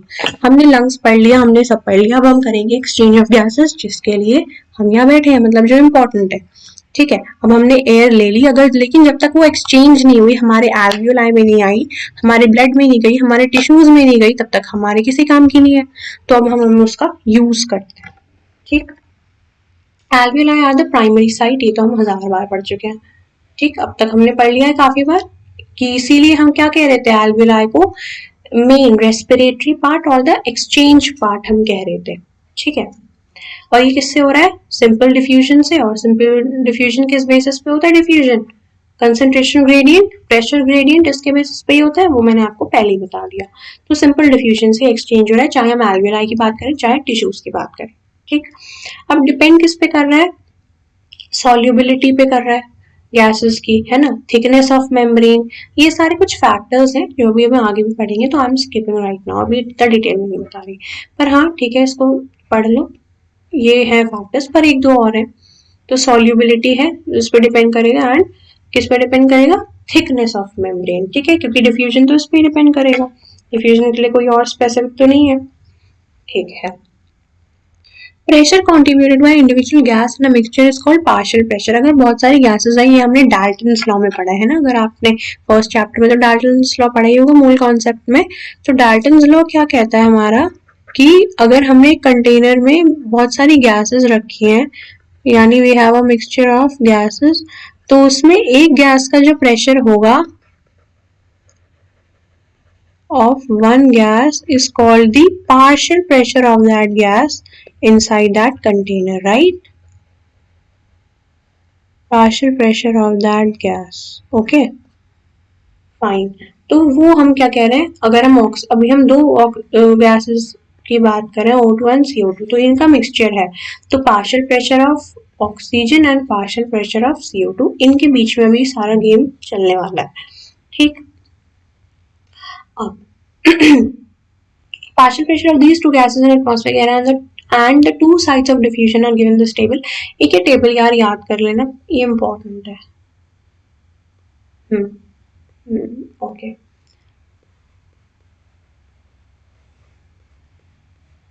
ओके। इसमें क्या दिया हुआ है कि ये दो रेस्पिरेटरी गैसेस है हमारी, और अब ये इनका जो पार्शियल प्रेशर है वो डिफरेंट डिफरेंट पार्ट्स में, डिफरेंट कंपार्टमेंट्स में, चाहे वो एटमॉस्फेरिक एयर है, या हमारे बॉडी में एल्वियोलाई है, या हमारे बॉडी में डीऑक्सीजनेटेड ब्लड है, या ऑक्सीजनेटेड ब्लड है, या टिश्यूज है, उनमें क्या क्या प्रेशर्स रहते हैं। थोड़ा लॉजिकल भी है, आप मतलब अगर कंपेयर करना हो कि किस में ज्यादा किस में कम, वो तो आप कर ही सकते हो। जैसे अगर हम एटमॉस्फेरिक एयर की बात करें तो ऑक्सीजन हमें क्या करनी है? इनहेल, हमें पता ही है, मतलब हमें एयर इनहेल करनी है, पर उसमें से कैसे उठाने हैं ऑक्सीजन को, राइट। तो इनहेल क्या करेंगे? जो जहां से ज्यादा होगा, है ना, हमें वहां से लेनी है, तो ऑब्वियसली इसका प्रेशर ज्यादा होगा, तो कितना होगा? मतलब एल्वियोलाई के कंपैरिजन में ज्यादा होगा। अभी हम किन दोनों को कंपेयर कर रहे हैं? रफली इन दोनों को, राइट। तो इनमें क्या है? इसका प्रेशर ही ज्यादा होगा तभी इनहेलेशन हो पाएगा। ठीक है, तो ये हो गया 159 हो गया, इसका वैल्यू से थोड़ी आपको याद करनी पड़ेगी।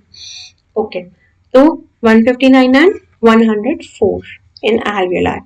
अब अगर हम बात करें डीऑक्सीजनेटेड ब्लड की, तो डीऑक्सीजनेटेड ब्लड और ऑक्सीजनेटेड ब्लड को अगर हम कंपेयर करें O2 के लिए, तो ऑब्वियसली alveoli से तो कम हो गई है ना, और ऑक्सीजनेटेड ब्लड से भी, क्योंकि alveoli से डिफ्यूजन तो हुआ, पर क्या 100% ऑक्सीजन आ गई क्या जो बाहर थी? तो सेम प्रेशर तो नहीं होगा, थोड़ा सा कम हो जाएगा प्रेशर टिश्यूज तक जाते जाते ब्लड में। ठीक है, तो ऑक्सीजनेटेड ब्लड में थोड़ा सा कम प्रेशर तो होगा ही। ठीक है, एक तो पहली फैक्टर क्या है कि सारा तो डिफ्यूज नहीं है, थोड़ी बहुत O2 भी एक्सेल हुई होगी, प्लस थोड़ा बहुत क्या हो गया, जब कैपिलरीज जहां से लेकर आई वहां तक आते आते थोड़ा बहुत डिफ्यूजन हो चुका होगा, तो जब हमने मेजर करा ऑक्सीजनेटेड ब्लड में थोड़ा सा कम निकला। ठीक, तो कुल मिला के 95 हो जाता है।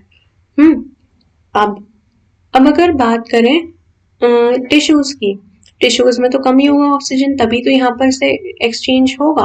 अब हम थोड़ा कंपैरिजन ना इसमें भी करेंगे, उसमें आपको ज्यादा अच्छे समझ आएगा।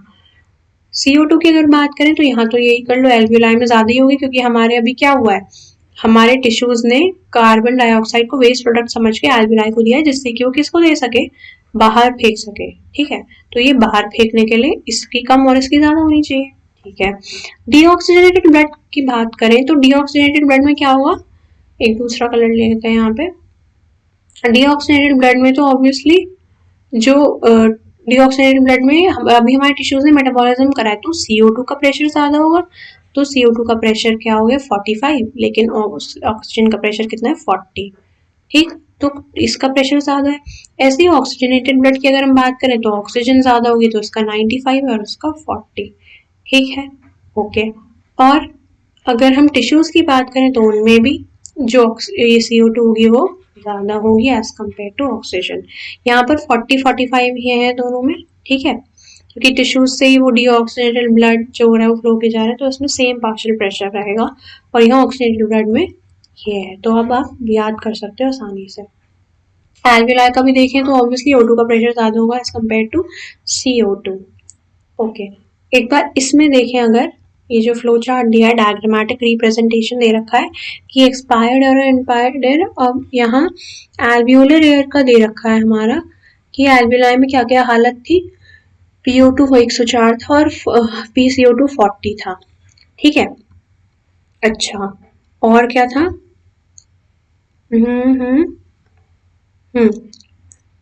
जो अब देखो जो ब्लड ऑक्सीजनेटेड आ रहा है उसमें जो प्रेशर आया है CO2 का, वही सेम ब्लड जा रहा है एल्वियोलाई तक, तो उस ब्लड का जो प्रेशर होगा CO2, मतलब उस ब्लड में जो CO2 का प्रेशर होगा वही एल्वियोलाई में होगा, क्योंकि वही जा रहा है, तो इन दोनों का भी प्रेशर सेम होगा। ठीक है, डीऑक्सीजनेटेड से एल्वियोलाई में जा रहा है तो 40 हो गया, क्योंकि CO2 तो नहीं वो कोई लेने वाला है। ठीक है, तो एल्वियोलाई में सीधा वही प्रेशर जा रहा है। ओके, तो अब फिर क्या हुआ, जो अब हमने जो अगर अभी आपने ना भी पढ़ा हो तो एक चीज बता दूं जरा मैं आपको, लंग्स जो है सबने इतना तो पढ़ा ही होगा वैसे ओल्डर क्लासेस में, कि अभी हमारा क्या होता है यहाँ पे, लंग्स क्या करते हैं, फिल्टर करते हैं एयर, मतलब वही O2 से एनरिच कर देते हैं एयर को, फिर वो क्या जाती है लेफ्ट कंपार्टमेंट में जाती है हार्ट के, और क्या करती है यहाँ से सीधा बॉडी में चली जाती है। तो यहाँ से कौन उसको लेकर आता है, पल्मोनरी वेन है ना, पल्मोनरी वेन क्या करती है, ऑक्सीजनेटेड ब्लड कैरी करती है, whereas pulmonary artery carries deoxygenated blood. It is the only artery which carries deoxygenated blood, क्योंकि सारी आर्टरीज क्या करती हैं, they go away from heart, यानी वो हार्ट से लेके जाती हैं ब्लड, तो टिश्यूज को देंगी, तो टिश्यूज को deoxygenated blood थोड़ा देंगी, ऑक्सीजनेटेड देंगी, तो it is the only artery which carries deoxygenated blood.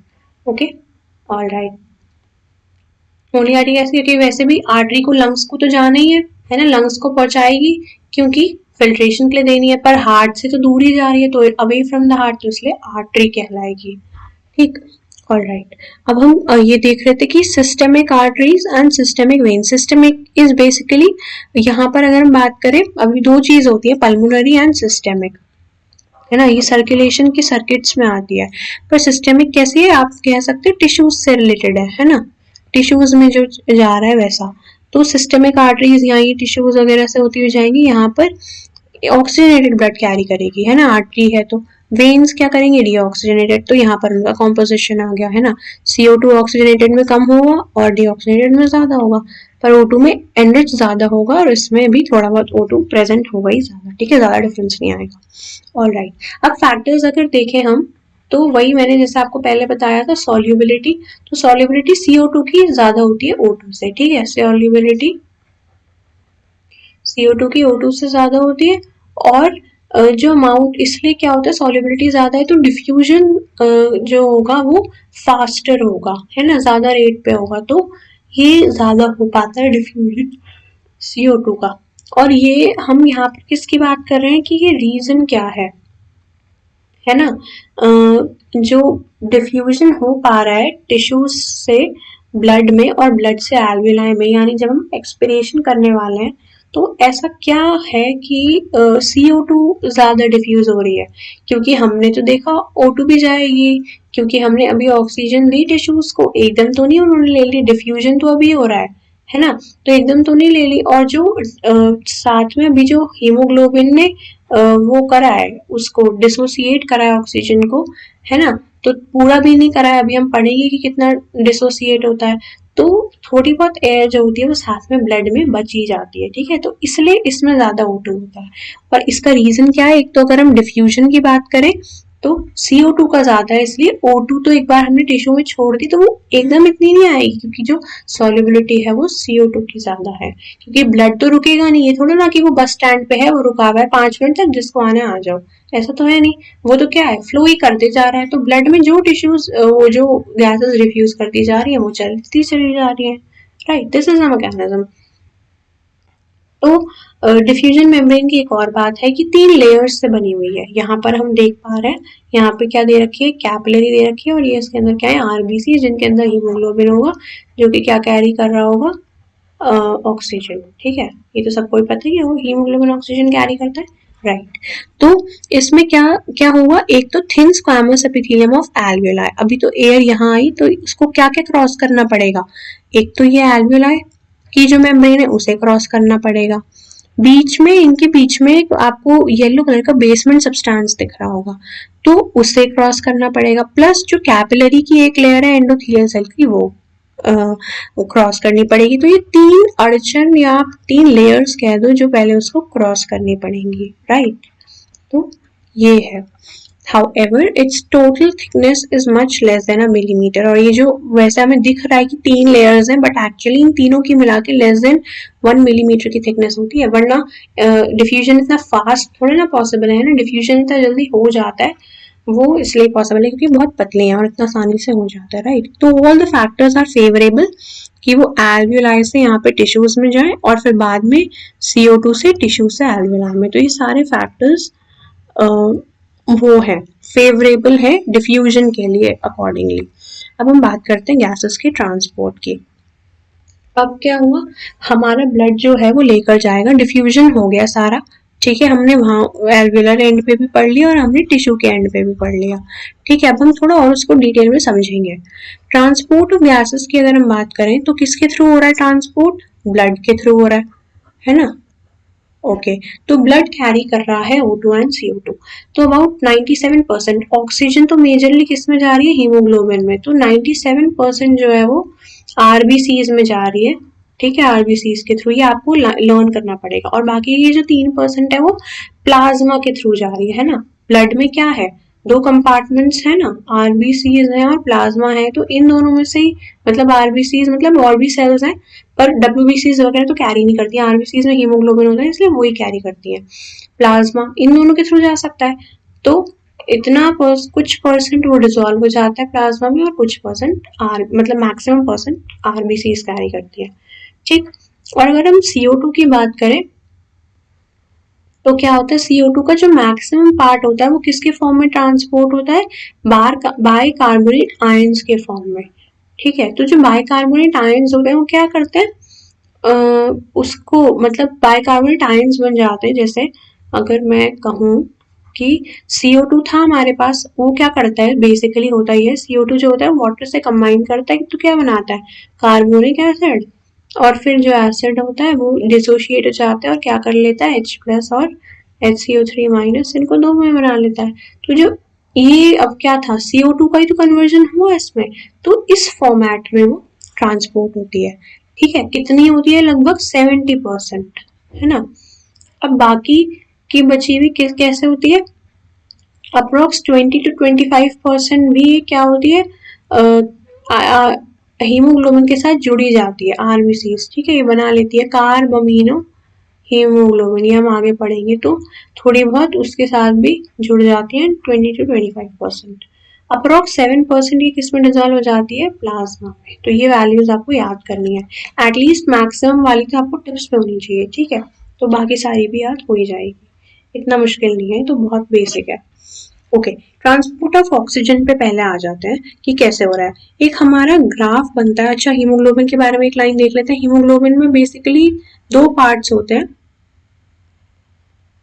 एक तो उसका ग्लोबिन पार्ट होता है और एक हीम पार्ट होता है ना, इसके नाम से ही हमने चुराया है सारा, हीम ग्लोबिन हीमोग्लोबिन। तो हीम क्या होता है बेसिकली, सिर्फ आयरन नहीं होता है, आयरन के साथ और भी कंपाउंड्स होते हैं, बट मेजरली वो आयरन होता है जो बेसिकली अटैच होता है जिससे O2।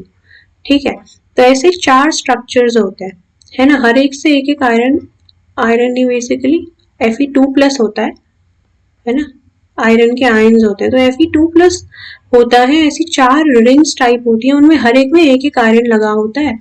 और आपने पढ़ा भी होगा ना, 2 अल्फा और 2 बीटा, है ना, ऐसे अल्फा और बीटा चेन्स होती हैं। तो जो नॉर्मल हीमोग्लोबिन होता है नॉर्मल इंसान का, यानी कि एक अडल्ट हीमोग्लोबिन, उसमें 2 अल्फा और 2 बीटा चेन्स होती हैं। ठीक है, वेयर एज फीटस में जो होता है ये अलग होता है। ठीक है, फीटल हीमोग्लोबिन में क्या होता है, 2 अल्फा और 2 डेल्टा होती है। इससे क्या होता है, उसकी एफिनिटी बदल जाती है। ठीक है, फीटस की, तो इस वजह से क्या होता है एफिनिटी टूवर्ड्स O2 इसकी ज्यादा हो जाती है। तो इस वजह से क्या होता है, वो जैसे मदर को भी ऑक्सीजन चाहिए, अब मदर के टिश्यूज में नॉर्मली सर्कुलेशन चलता रहेगा जैसे हमारे में होता है, तो फीटस को ऑक्सीजन मिलेगी ही नहीं।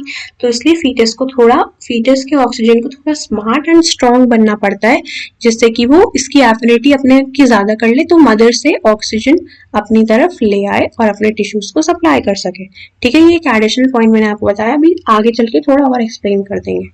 ठीक है, ओके, तो ये 4 चीज हो गई, और एक जो Fe2+ है ये O2 मॉलिक्यूल को बाइंड करेगा। ऐसे ही इसने एक O2 को बाइंड कर लिया, इसने भी एक O2 को कर लिया, और इसने भी एक O2 कर लिया, तो टोटल एक हीमोग्लोबिन, ये प्रोटीन पार्ट होता है ग्लोबिन। ठीक है, तो एक हीमोग्लोबिन ने, one hemoglobin has 4 O2 molecules bound to it।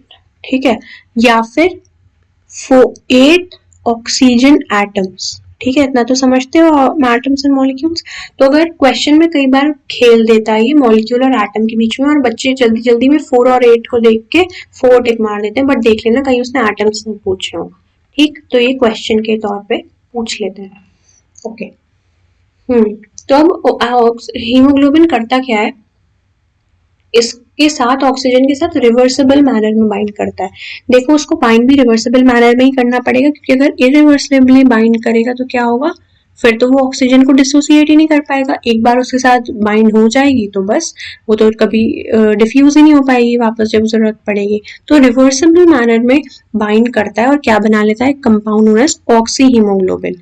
ठीक है, फिर क्या करता है, ये जो बाइंडिंग होती है, ऑब्वियसली हमने शुरू से ही पढ़ते आ रहे हैं कि पार्शियल प्रेशर पे हम फोकस कर रहे हैं। हमने एल्विलाई में देखा, अलग अलग जगह पे देखा कि डिफ्यूजन हो रहा है, तो वो किसकी वजह से हो रहा है, पार्शियल प्रेशर पे। तो जो बाइंडिंग है ऑक्सीजन की हीमोग्लोबिन के साथ, वो भी प्राइमरीली किस पे डिपेंड करेगी, पार्शियल प्रेशर ऑफ ऑक्सीजन पे। राइट, तो यहाँ मैंने ये पॉइंट भी हाईलाइट कर दिया है। मैं अपने हाईलाइटेड पॉइंट्स और एक एक एनसीईआरटी की लाइन से ही चल रही हूँ। ठीक है, I am not marking every time, तो ये मत समझना कि I am talking something on my own. Alright, तो पार्शियल प्रेशर ऑफ CO2 भी है ऐसे तो, पर और हाइड्रोजन आयंस भी हैं, जो अदर फैक्टर्स हैं जो उसकी बाइंडिंग को इंटरफेयर करेंगे, वो हम फैक्टर्स पढ़ेंगे कि कैसे कैसे करता है। तो जब हमने ग्राफ बनाया कि हम देख रहे हैं कि क्या क्या पार्शियल प्रेशर है और क्या क्या सैचुरेशन है ऑक्सीजन हीमोग्लोबिन की ऑक्सीजन के साथ, तो हमें एक सिग्मोइड कर्व मिला, ठीक है, जिससे हमने देखा कि इसको ऑक्सीजन डिसोसिएशन कर्व नाम दिया, और हमने देखा कि कौन कौन से फैक्टर्स हैं जो अफेक्ट कर रहे हैं, एक्स्ट्रा फैक्टर्स हैं जो इसकी बाइंडिंग को और इसके मतलब इसके बाइंडिंग और लोडिंग अनलोडिंग को बेसिकली अफेक्ट कर रहे हैं, ठीक है। तो एक सिग्मोइड कर्व आता है, आप ये याद रखिएगा मेन, ठीक। अब होता क्या है, एल्वेलाई की अगर बात करें तो वहां पर ऑक्सीजन का प्रेशर हाई है और CO2 का लो है, और वहां पर क्या होता है, जो H+ आयन का कंसंट्रेशन होता है वो कम होता है और वहां का टेम्परेचर भी थोड़ा कम होता है। तो ये सारे जो फैक्टर्स हैं ये सब ऑक्सी हीमोग्लोबिन को फेवर करते हैं, यानी कि यहाँ पर जो है ऑक्सीजन वो हीमोग्लोबिन के साथ बाइंड करेगा। ये हम पता है क्या बोलते हैं, इसको बोहर्स इफेक्ट बोलते हैं। बोहर्स इफेक्ट में हम स्टडी करते हैं कि जो डिफरेंट फैक्टर्स हैं ये इनके चेंज होने से क्या फर्क पड़ता है। कर्व जो होता है वो राइट शिफ्ट करता है या फिर लेफ्ट शिफ्ट करता है, हम इस कर्व की शिफ्टिंग पढ़ते हैं ना। ये जो ऑक्सीजन डिसोसिएशन कर्व है इसकी राइट एंड लेफ्ट शिफ्टिंग हम पढ़ते हैं। जब ऑक्सीजन डिसोसिएट कर रही होती है तो राइट शिफ्ट हो जाता है, ठीक है, ऑक्सीजन डिसोसिएट करेगी, या फिर ऐसे फैक्टर्स होंगे, मतलब ऐसा पूछ लिया जाता है कि जो फैक्टर्स डिसोसिएशन को फेवर कर रहे हैं वो होंगे तो राइट शिफ्ट हो जाएगा, और लेफ्ट शिफ्ट कब होगा, जब ऑक्सीजन एसोसिएशन होगा, ठीक है। तो हम बेसिकली फीटल हीमोग्लोबिन के लिए ये वाला लेफ्ट शिफ्ट हो जाता है, क्योंकि ये क्या कर रहा है, अपनी तरफ खींच रहा है, एफिनिटी बढ़ गई तो ऑक्सीजन का एसोसिएशन हो जाता है। तो फीटल हीमोग्लोबिन के एग्जाम्पल में जो हीमोग्लोबिन का कर्व आता है वो लेफ्ट शिफ्टेड होता है। आप ये भी याद कर रखना क्योंकि ये भी पूछा जा सकता है, वो थोड़ा ऐसे आ जाएगा। यार ये सिग्मोइड नहीं बना, चलो ठीक है आप देख लेना। ओके, तो sigmoid is like a little S shaped, ठीक है, इस शेप को सिग्मोइड बोलते हैं, एस शेप्ड कर्व। ओके, तो अब क्या हुआ अगर हमारा आप खुद देखो, अगर परसेंटेज सैचुरेशन यहां से ऐसे हो जा रहा है, लेट्स से, अरे यार यहाँ पर हम सैचुरेशन की बात कर रहे हैं, यानी कि हीमोग्लोबिन के का ऑक्सीजन से जुड़ना, ठीक है, एक टर्म पे आके अगर ये हुआ तो सैचुरेट 100%, तो उल्टा चलना पड़ेगा इसके लिए। अगर हमारा CO2 जैसे अगर हम देखें कि राइट शिफ्ट कब हो रहा है, अगर हमारा पार्शियल प्रेशर घटता है O2 का, या PCO2 बढ़ता है, या H+ आयंस कंसंट्रेशन इंक्रीज होती है, या फिर टेम्परेचर इंक्रीज होता है, तो इन कंडीशंस में क्या हो गया, राइट शिफ्ट, यानी कि dissociation of O2 from HB, ठीक है।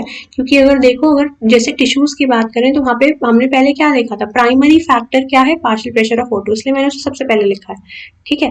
तो प्राइमरी फैक्टर तो यही हो गया, और एडिशनल फैक्टर्स क्या होते हैं, अगर H+ आयंस, यानी कि क्या हो जाएगा, H+ आयंस बढ़ना यानी एसिडिक कंडीशंस क्रिएट हो जाएंगी, ठीक है, या फिर टेम्परेचर राइज जाएगा, उसमें भी क्या होगा, ऑक्सीजन की रिक्वायरमेंट पड़ेगी, ठीक है। क्योंकि एक्चुअली क्या होता है, हमें अपने आप को रेगुलेट, जैसे टेम्परेचर चेंज हुआ तो थर्मल रेगुलेशन करना है, ठीक है, तो इस सब में ATP की जरूरत पड़ती है, तो हमारा उसके हिसाब से ऑक्सीजन का जो नीड होता है वो वैरी करता है, ठीक है। तो इसलिए हम बोलते हैं, ऐसे ही एसिड के केस में अगर एसिडिक हो गया तो बफर्स वगैरह होते हैं, तो उसमें हीमोग्लोबिन भी एक बफर होता है, तो उसके हिसाब से ऑक्सीजन की एफिनिटी वगैरह चेंज होती है। तो इन केसेस में क्या होता है, डिसोसिएशन होने लगता है ऑक्सीजन का, ठीक। तो आप ये याद रखना, और इसकी जो रिवर्स कंडीशन है, अब हम ये भी बताएंगे आपको बाद में कि H+ और टेम्परेचर चेंज होने का हमें पता कैसे चल रहा है। O2 तो सीधा पार्शियल प्रेशर पे डिपेंड कर रहा है, तो डिफ्यूज होके वो हो जाएगा, लेकिन H+ और टेम्परेचर के हमारे पास क्या होते हैं, रिसेप्टर्स होते हैं, ठीक है। जब इनमें चेंजेस आते हैं तो हमें रिसेप्टर्स सेंस कर लेते हैं, तो क्या होगा, रिसेप्टर्स जब सेंस करेंगे तो नर्व रिफ्लेक्स जनरेट होगा ना, इफेक्टर ऑर्गन्स तक पहुंचेगा और नर्व रिफ्लेक्स जनरेट होगा, तो उससे हमें पता चल जाएगा कि हमारे इसको क्या करना है, ठीक है। वो हम आगे पढ़ेंगे कि रेस्पिरेटरी सेंटर होता है हमारे इसमें ब्रेन में। ओके, तो ये हमने पढ़ लिया कि, और इसका उल्टा ये हो रहा है कि उससे डिसोसिएशन होगा, तो यही फैक्टर्स आप याद रखना, और इससे राइट शिफ्ट और लेफ्ट शिफ्ट हो जाता है, इसको बोहर्स इफेक्ट बोलते हैं, ठीक। अगर आगे चलें तो this clearly indicates this lung surface पे वो बाइंड करेगा और टिश्यूज पे डिसोसिएट करेगा, क्योंकि ये कंडीशंस होती हैं। अब एक चीज जो मैंने आपको कही थी कि every 100 millimeter of oxygenated blood can deliver around 5 ml under physiologic conditions normally। अगर हम नॉर्मली बात करें कि हम कोई विगरस एक्सरसाइज नहीं कर रहे हैं तो क्या होता है, इसमें only 5 ml of O2 deliver हो पाती है हमारे इसमें, किसमें, टिश्यू में। जबकि पता है टोटल कितनी होती है, 20 मिलीलीटर। मतलब 100 ml ब्लड में, इसको कहाँ लिखूं मैं, यहाँ लिखते हैं, चलो ये इम्पोर्टेंट पॉइंट है। 100 ml blood carries around 20 ml of O2, क्योंकि हम अगर देखते हैं हीमोग्लोबिन करता है 1.34 ग्राम, है ना, 1.34 मिलीलीटर, सॉरी,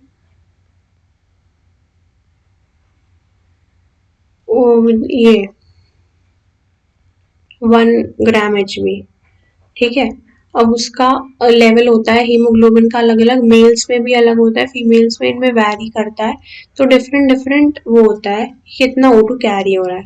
पर अगर 20 ml हम आइडियल रेंज में माने मेल्स में और सही ऑक्सीजन लेवल है तो अप्रॉक्स इतना ऑक्सीजन जो होता है वो जाता है और उसमें से 5 ml डिफ्यूज हो जाता है, ठीक है। ये वैल्यूज बिल्कुल सही है, आप ये याद रखना, ठीक है, ये याद रखना, ये वैल्यू ठीक है, इसके हिसाब से आप कैलकुलेट करोगे आइडियली, क्योंकि मेल फीमेल का आपके में डिफ्रेंशिएट करने को आया नहीं और वैसे कोई क्वेश्चन पूछा नहीं जाएगा, पर एक आइडिया आपको होना चाहिए। आगे अगर चलते हैं इसमें तो हाँ, लेकिन नॉर्मली कंडीशंस में ऐसा होता है, अगर हम विगरस एक्सरसाइज करते हैं तो ज़्यादा ऑक्सीजन चाहिए होती है, राइट, तो उस केस में अप टू 15 मिलीलीटर तक डिफ्यूज हो जाता है। ओके, तो ट्रांसपोर्ट ऑफ CO2 की अगर अब हम बात करते हैं, O2 का तो हो गया, हमने ये कर्व पढ़ लिया। अब हम CO2 की बात करें तो हमने क्या पढ़ा था, मेजरली बाइकार्बोनेट के फॉर्म में ट्रांसपोर्ट होगी, पर थोड़ी बहुत हीमोग्लोबिन में आनी, और इसमें मैंने आपको बताया था कार्बामिनो हीमोग्लोबिन नाम का कंपाउंड बन जाता है। अब ये बाइंडिंग में किससे रिलेटेड होगी, पार्शियल प्रेशर से, क्योंकि अब CO2 की बाइंडिंग होती है तो प्राइमरी फैक्टर होगा CO2, ठीक है। CO2 हाई होगा जैसे कि टिश्यूज में तो फिर बाइंडिंग हो जाएगी इसकी, लेकिन अगर PCO2 लो होगा जैसे एल्वेलाई में तो डिसोसिएशन हो जाएगा इसका, और CO2 क्या हो जाएगा, एल्वेलाई से डिसोसिएट होके बाहर भाग जाएगी, एक्सपिरेशन हो जाएगा CO2 का, है ना, out from body. So RBC में एक चीज है हमारी, अगर हम इसकी बात कर रहे हैं अब कार्बोमिनो हीमोग्लोबिन की, आरबीसी में क्या है हमारी, हीमोग्लोबिन है, ठीक है। तो हीमोग्लोबिन के आरबीसी के अंदर, ये मैंने एक आरबीसी बनाई, इसके अंदर क्या हुआ, हीमोग्लोबिन, तो इसके अंदर क्या होता है, एक एंजाइम होता है जो बहुत इंपॉर्टेंट एंजाइम है, बहुत इंपॉर्टेंट, इसका नाम होता है कार्बोनिक एनहाइड्रेज। ये एंजाइम्स आपको पता है क्या करते हैं, कैटेलाइज कर देते हैं बेसिकली रिएक्शंस, है ना, कैटेलाइज करते हैं, प्लस जो जैसे एंजाइम पे सबस्ट्रेट बाइंड करेगा तो एक रिएक्शन को होने में मदद करते हैं, उसकी स्पीड को बहुत बढ़ा देते हैं, ठीक है, ये काम होता है एंजाइम का, ठीक। तो इसका जो रेट होता है काफी बढ़ा देता है, और ये एंजाइम बेसिकली इस रिएक्शन को सपोर्ट करता है ना। आपको एंजाइम सेपरेट सबस्ट्रेट की बात तो पता ही होगी, ठीक है। ओके, तो आरबीसीज में ये एंजाइम होता है और थोड़ा बहुत प्लाज्मा में भी होता है, बट मेजरली इसमें होता है। तो उसका काम क्या होता है, मैंने आपको बताया था ये मेनली बाइकार्बोनेट के फॉर्म में ट्रांसफर होती है जो CO2 होती है। तो क्या होता है, मैंने आपको ये रिएक्शन भी बताई थी, पर यहाँ पर पता है एक एंजाइम था जो मैंने नहीं मेंशन करा था, ये होता है वो एंजाइम जो इस रिएक्शन को कैटेलाइज करवाता है, ठीक है। टिश्यू में जहाँ पर CO2 हाई है तो वहां पर क्या होगा, CO2 हमारी टिश्यू, यहाँ पे सपोज एक सेल था, है ना, इसने क्या करा, CO2 रिलीज करी और वो हमारी आरबीसी में चली गई, ठीक है। और यहाँ प्लाज्मा में भी ऑब्वियसली, यहाँ क्या है, ये पूरा, लेट्स से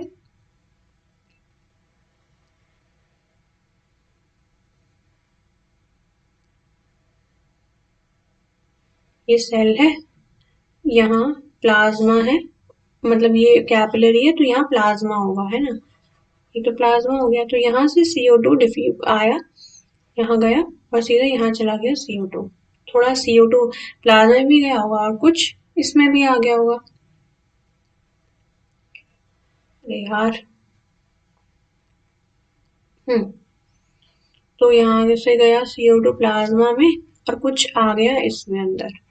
अब CO2 ने क्या करा, यहाँ पे वाटर है और उसके साथ मिला के क्या करा, प्लाज्मा में भी है ये एंजाइम, हमने पढ़ा, और इसमें भी है ये एंजाइम बहुत ज्यादा क्वांटिटीज में आरबीसी में। तो इसने क्या करा, इस एंजाइम की प्रेजेंस में H2CO3 बना लिया। अब क्या करा इस एंजाइम ने, इसको ही क्या करा, ब्रेक कर दिया H प्लस आयन में और बाइकार्बोनेट आयन में। ठीक है, अब अगर हम यहीं, अब इसके बदले में वैसे क्या होता है, जो ये H प्लस आयन होता है ये जाके हीमोग्लोबिन से अटैच हो जाता है, और हीमोग्लोबिन के लिए मतलब जब ये चला जाता है तो क्या करता है, हीमोग्लोबिन पे तो अभी क्या है, ऑक्सीजन लगा हुआ होगा, है ना, उसने तो बाइंड करा है ऑक्सीजन को, तो ये क्या करता है, ऑक्सीजन की एफिनिटी कम कर देता है हीमोग्लोबिन के साथ, और O2 मतलब डिसोशिएट हो जाता है इससे और ये टिश्यूज में चला जाता है। ठीक है, ऑक्सीजन टिश्यूज में चला जाता है डिफ्यूज होके, राइट। तो ये होता है कि ऑक्सीजन का भी डिफ्यूजन हो गया और CO2 का भी आ गया। ठीक है, और ये जो कंपाउंड बनता है H प्लस के साथ, H प्लस क्या है, एक एसिड है ना, H प्लस क्या है, एसिडिक, तो ये एसिडिक कंपाउंड आ जाता है, इसलिए आप कह सकते हो कि ये डिफ्यूज हो जाता है O2 बाहर। ठीक है, कुछ स्ट्रक्चरल मॉडिफिकेशंस भी आते हैं तो O2 की एफिनिटी कम हो जाती है। ऑलराइट, अब ये क्या बचा हमारे पास, HCO3 बच गया, और अब ये भी जाएगा प्लाज्मा में चला जाता है HCO3, और क्या, क्योंकि अब तो इसको ट्रांसपोर्ट होना है।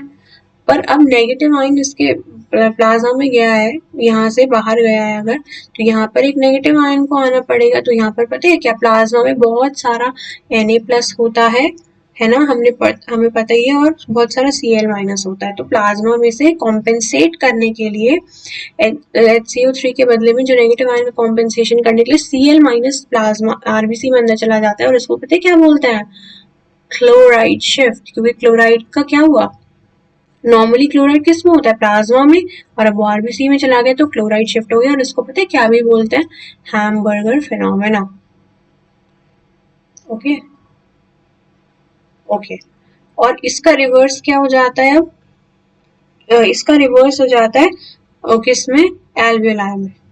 यहाँ लिखूं या नहीं, चलो यही लिख देती हूँ, एल्वियोलाई में क्या होगा, रिवर्स क्लोराइड शिफ्ट, क्योंकि अब क्या करना है उसको, तो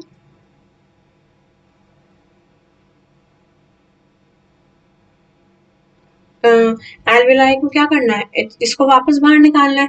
तो एल्विलाई में क्या हुआ, अब ये रिएक्शन वापस होगी उसमें आरबीसी में, HCO3 अभी तक यहाँ बाहर घूम रहा था, अब वो अंदर जाएगा, उसके साथ कंबाइन करेगा, H2CO3 बनाएगा, वापस उस एंजाइम की, ऑब्वियसली ये देखो आप, रिवर्सिबल रिएक्शन होती है। ठीक है, दोनों रिवर्सिबल रिएक्शंस होती है, I missed to make that. ठीक है,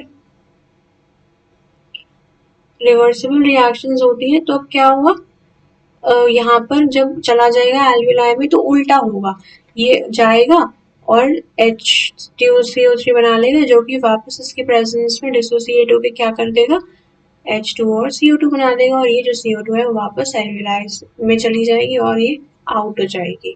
राइट, आई होप अब आप समझ गए होंगे। ओके, तो एक और चीज अगर हम देखें तो every 100 ml of deoxygenated blood delivers approximately 4 ml of CO2 to the alveoli। ठीक है, ये भी आपको याद रखना है। अगर हम O2 की बात करें तो वो 5 मिलीलीटर होती है ऑक्सीडेटेड ब्लड में, और डीऑक्सीडेटेड ब्लड में ये 4 ml होती है। ठीक, याद रखिएगा। अब रेगुलेशन देख लेते हैं, बस chapter is about to over. Regulation में आपको मैं तब से बता रही हूँ कि न्यूरल सिस्टम इन्वॉल्व रहता है। तो उसमें क्या होता है, हमारे पास मेड्यूलर रीजन में क्या होता है, ब्रेन में रेस्पिरेटरी रिदम सेंटर होता है। ठीक है, एक सेंटर जहाँ पर मतलब ऑब्वियसली न्यूरॉन्स का कनेक्शन होगा, न्यूरॉन्स का कलेक्शन होगा, आई मीन, है ना, वहाँ पर कुछ रेस्पिरेटरी रिदम सेंटर उस जगह को बोल दिया गया है। वहाँ पर क्या होता है कि यहाँ पर मतलब रिसेप्टर्स के थ्रू रिफ्लेक्सेस जाते हैं जो उसको रेगुलेट करते हैं। एक और रीजन होता है हमारा पॉन्स में, उसको बोलते हैं न्यूमोटैक्सिक सेंटर, है ना। तो न्यूमोटैक्सिक सेंटर भी क्या करता है, वो भी रेस्पिरेटरी रिदम सेंटर को मॉडरेट करता है। मतलब ये दोनों सेंटर्स होते हैं जो बेसिकली रेस्पिरेटरी रिदम को मॉडरेट करते हैं, रेगुलेट करते हैं, ठीक है। एक तो मेड्यूला में रेस्पिरेटरी रिदम सेंटर और पॉन्स में न्यूमोटैक्सिक सेंटर। न्यूरल सिग्नल क्या करते हैं, यहाँ पे अगर न्यूरल सिग्नल यहाँ से आया इफेक्टेड ऑर्गन में, तो ये क्या कर सकता है, इंस्पिरेशन की ड्यूरेशन को डिक्रीज कर सकता है और उससे रेस्पिरेटरी रेट चेंज कर सकता है, ठीक है। क्योंकि हमने क्या पढ़ा था कि इंस्पिरेशन एक एक्टिव प्रोसेस है, वेराज वो पैसिव है। मतलब इंस्पिरेशन हमें स्टार्ट करवाना है, फिर जब रिलैक्सेशन होगा मसल्स का तो एक्सपिरेशन ऑलरेडी ऑल्टर हो जाएगा, ठीक है। वो तो पहले ही होगा, फिर एक्सपिरेशन भी जल्दी होगा, ठीक है। तो उससे क्या होता है, रेस्पिरेशन का रेट ऑल्टर हो जाता है। तो ये हो गई एक बात कि हमारा न्यूरल सिग्नल गया और उसमें ये ऐसे चेंजेस आ गए हमारे रेस्पिरेटरी रेट में, ठीक। अगर हम एक दूसरी बात करें, मैंने आपको बताया कि H+ और टेम्परेचर से भी चेंजेस आएंगे, है ना। H+ आयन से चेंजेस आएंगे। तो जो हमारा कीमोसेंसिटिव एक एरिया होता है, मैंने कहा था कुछ सेंस होगा, तो रिसेप्टर्स के थ्रू एक एरिया होता है हमारा कीमोसेंसिटिव एरिया जो उसको सेंस करता है। वो CO2 और हाइड्रोजन आयंस के लिए हाईली सेंसिटिव होता है। याद रखना, CO2 और हाइड्रोजन के लिए, ऑक्सीजन के लिए सेंसिटिव नहीं है ये, ठीक।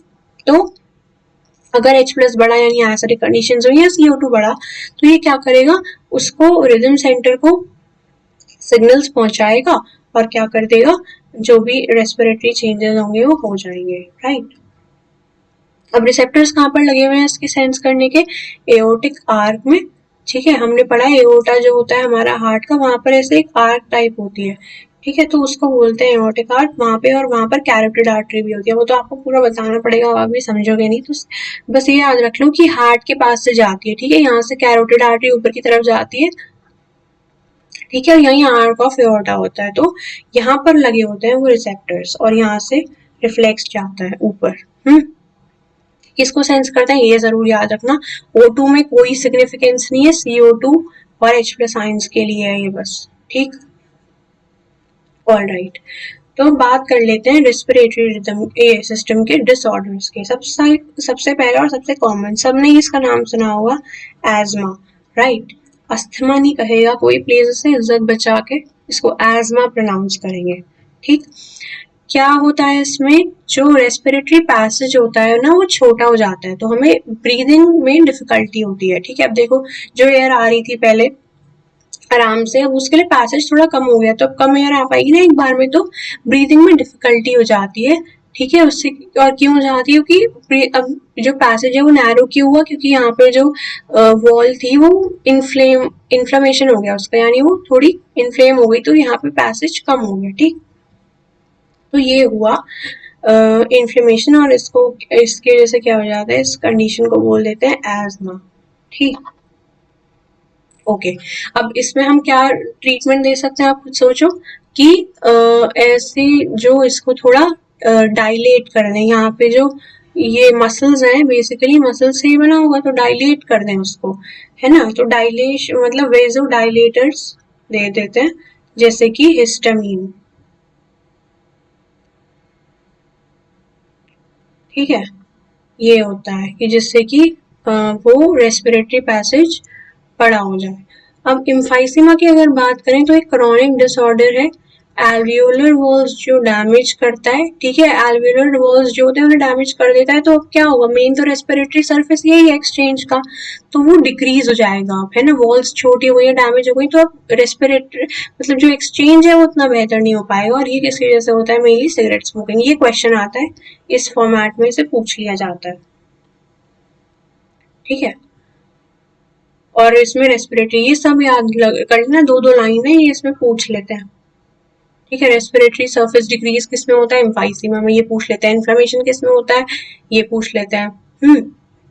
अब आते हैं ऑक्यूपेशनल रेस्पिरेटरी डिसऑर्डर्स। ये क्या होते हैं, ये कुछ आपने सुना होगा, कुछ ग्राइंडिंग इंडस्ट्रीज है ना, कुछ पर्टिकुलर स्मोक ये स्टोन ब्रेकिंग इंडस्ट्रीज है, तो उसमें क्या होता है, छोटे छोटे पार्टिकल्स इन सब में प्रेजेंट होते हैं ना। जब हम ग्राइंडिंग कर रहे हैं तो माइन्यूट पार्टिकल्स, डस्ट पार्टिकल्स, ये सब प्रोड्यूस होते हैं, और ये जो होते हैं वो जाकर क्या लंग्स में डिपॉजिट हो जाते हैं, है ना।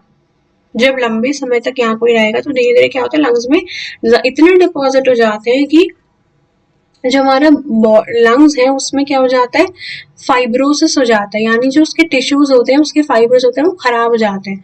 ठीक है, और उसकी वजह से क्या होता है, इन्फ्लेमेशन हो जाता है। ठीक है, फाइब्रोसिस यानी जो फाइब्रस टिश्यूज होता है उनका प्रोलिफरेशन होने लगता है, तो उससे क्या हो जाता है, इन्फ्लेमेशन हो जाता है और लंग डैमेज हो जाते हैं। राइट। तो ऐसे में हमें क्या करना है कि वो पार्टिकल्स अंदर ना जाए, तो हमें प्रोटेक्टिव मास्क, ऐसे मास्क पहनने चाहिए जो अंदर लंग में ना डिपॉजिट हो जाए। ठीक है, तो ऐसे ही इनको कंडीशंस होती हैं, एस्बेस्टोसिस कह देते हैं और क्या कह देते हैं, सिलिकोसिस, है ना। ये कह देते हैं कंडीशंस, वो डिपेंड करते हुए कि क्या कौन सी इंडस्ट्री है, तो उसके अकॉर्डिंग। तो इनको क्या बोलते हैं, ऑक्यूपेशनल रेस्पिरेटरी डिसऑर्डर्स, क्योंकि ये पर्टिकुलर ऑक्यूपेशन से रिलेटेड है। राइट। तो ये डिसऑर्डर्स हमने दिए हुए हैं, तो मतलब एनसीईआरटी ने दिए हुए हैं, और इसी के साथ हमारा चैप्टर होता है खत्म। और हमने बहुत अच्छे से रिवाइज किया, मतलब पढ़ा। अब आप ये एक बार एनसीईआरटी भी मार्क कर लेना, पढ़ भी लेना। So okay, good bye, see you again in another video. Thank you all for patient listening. Goodbye.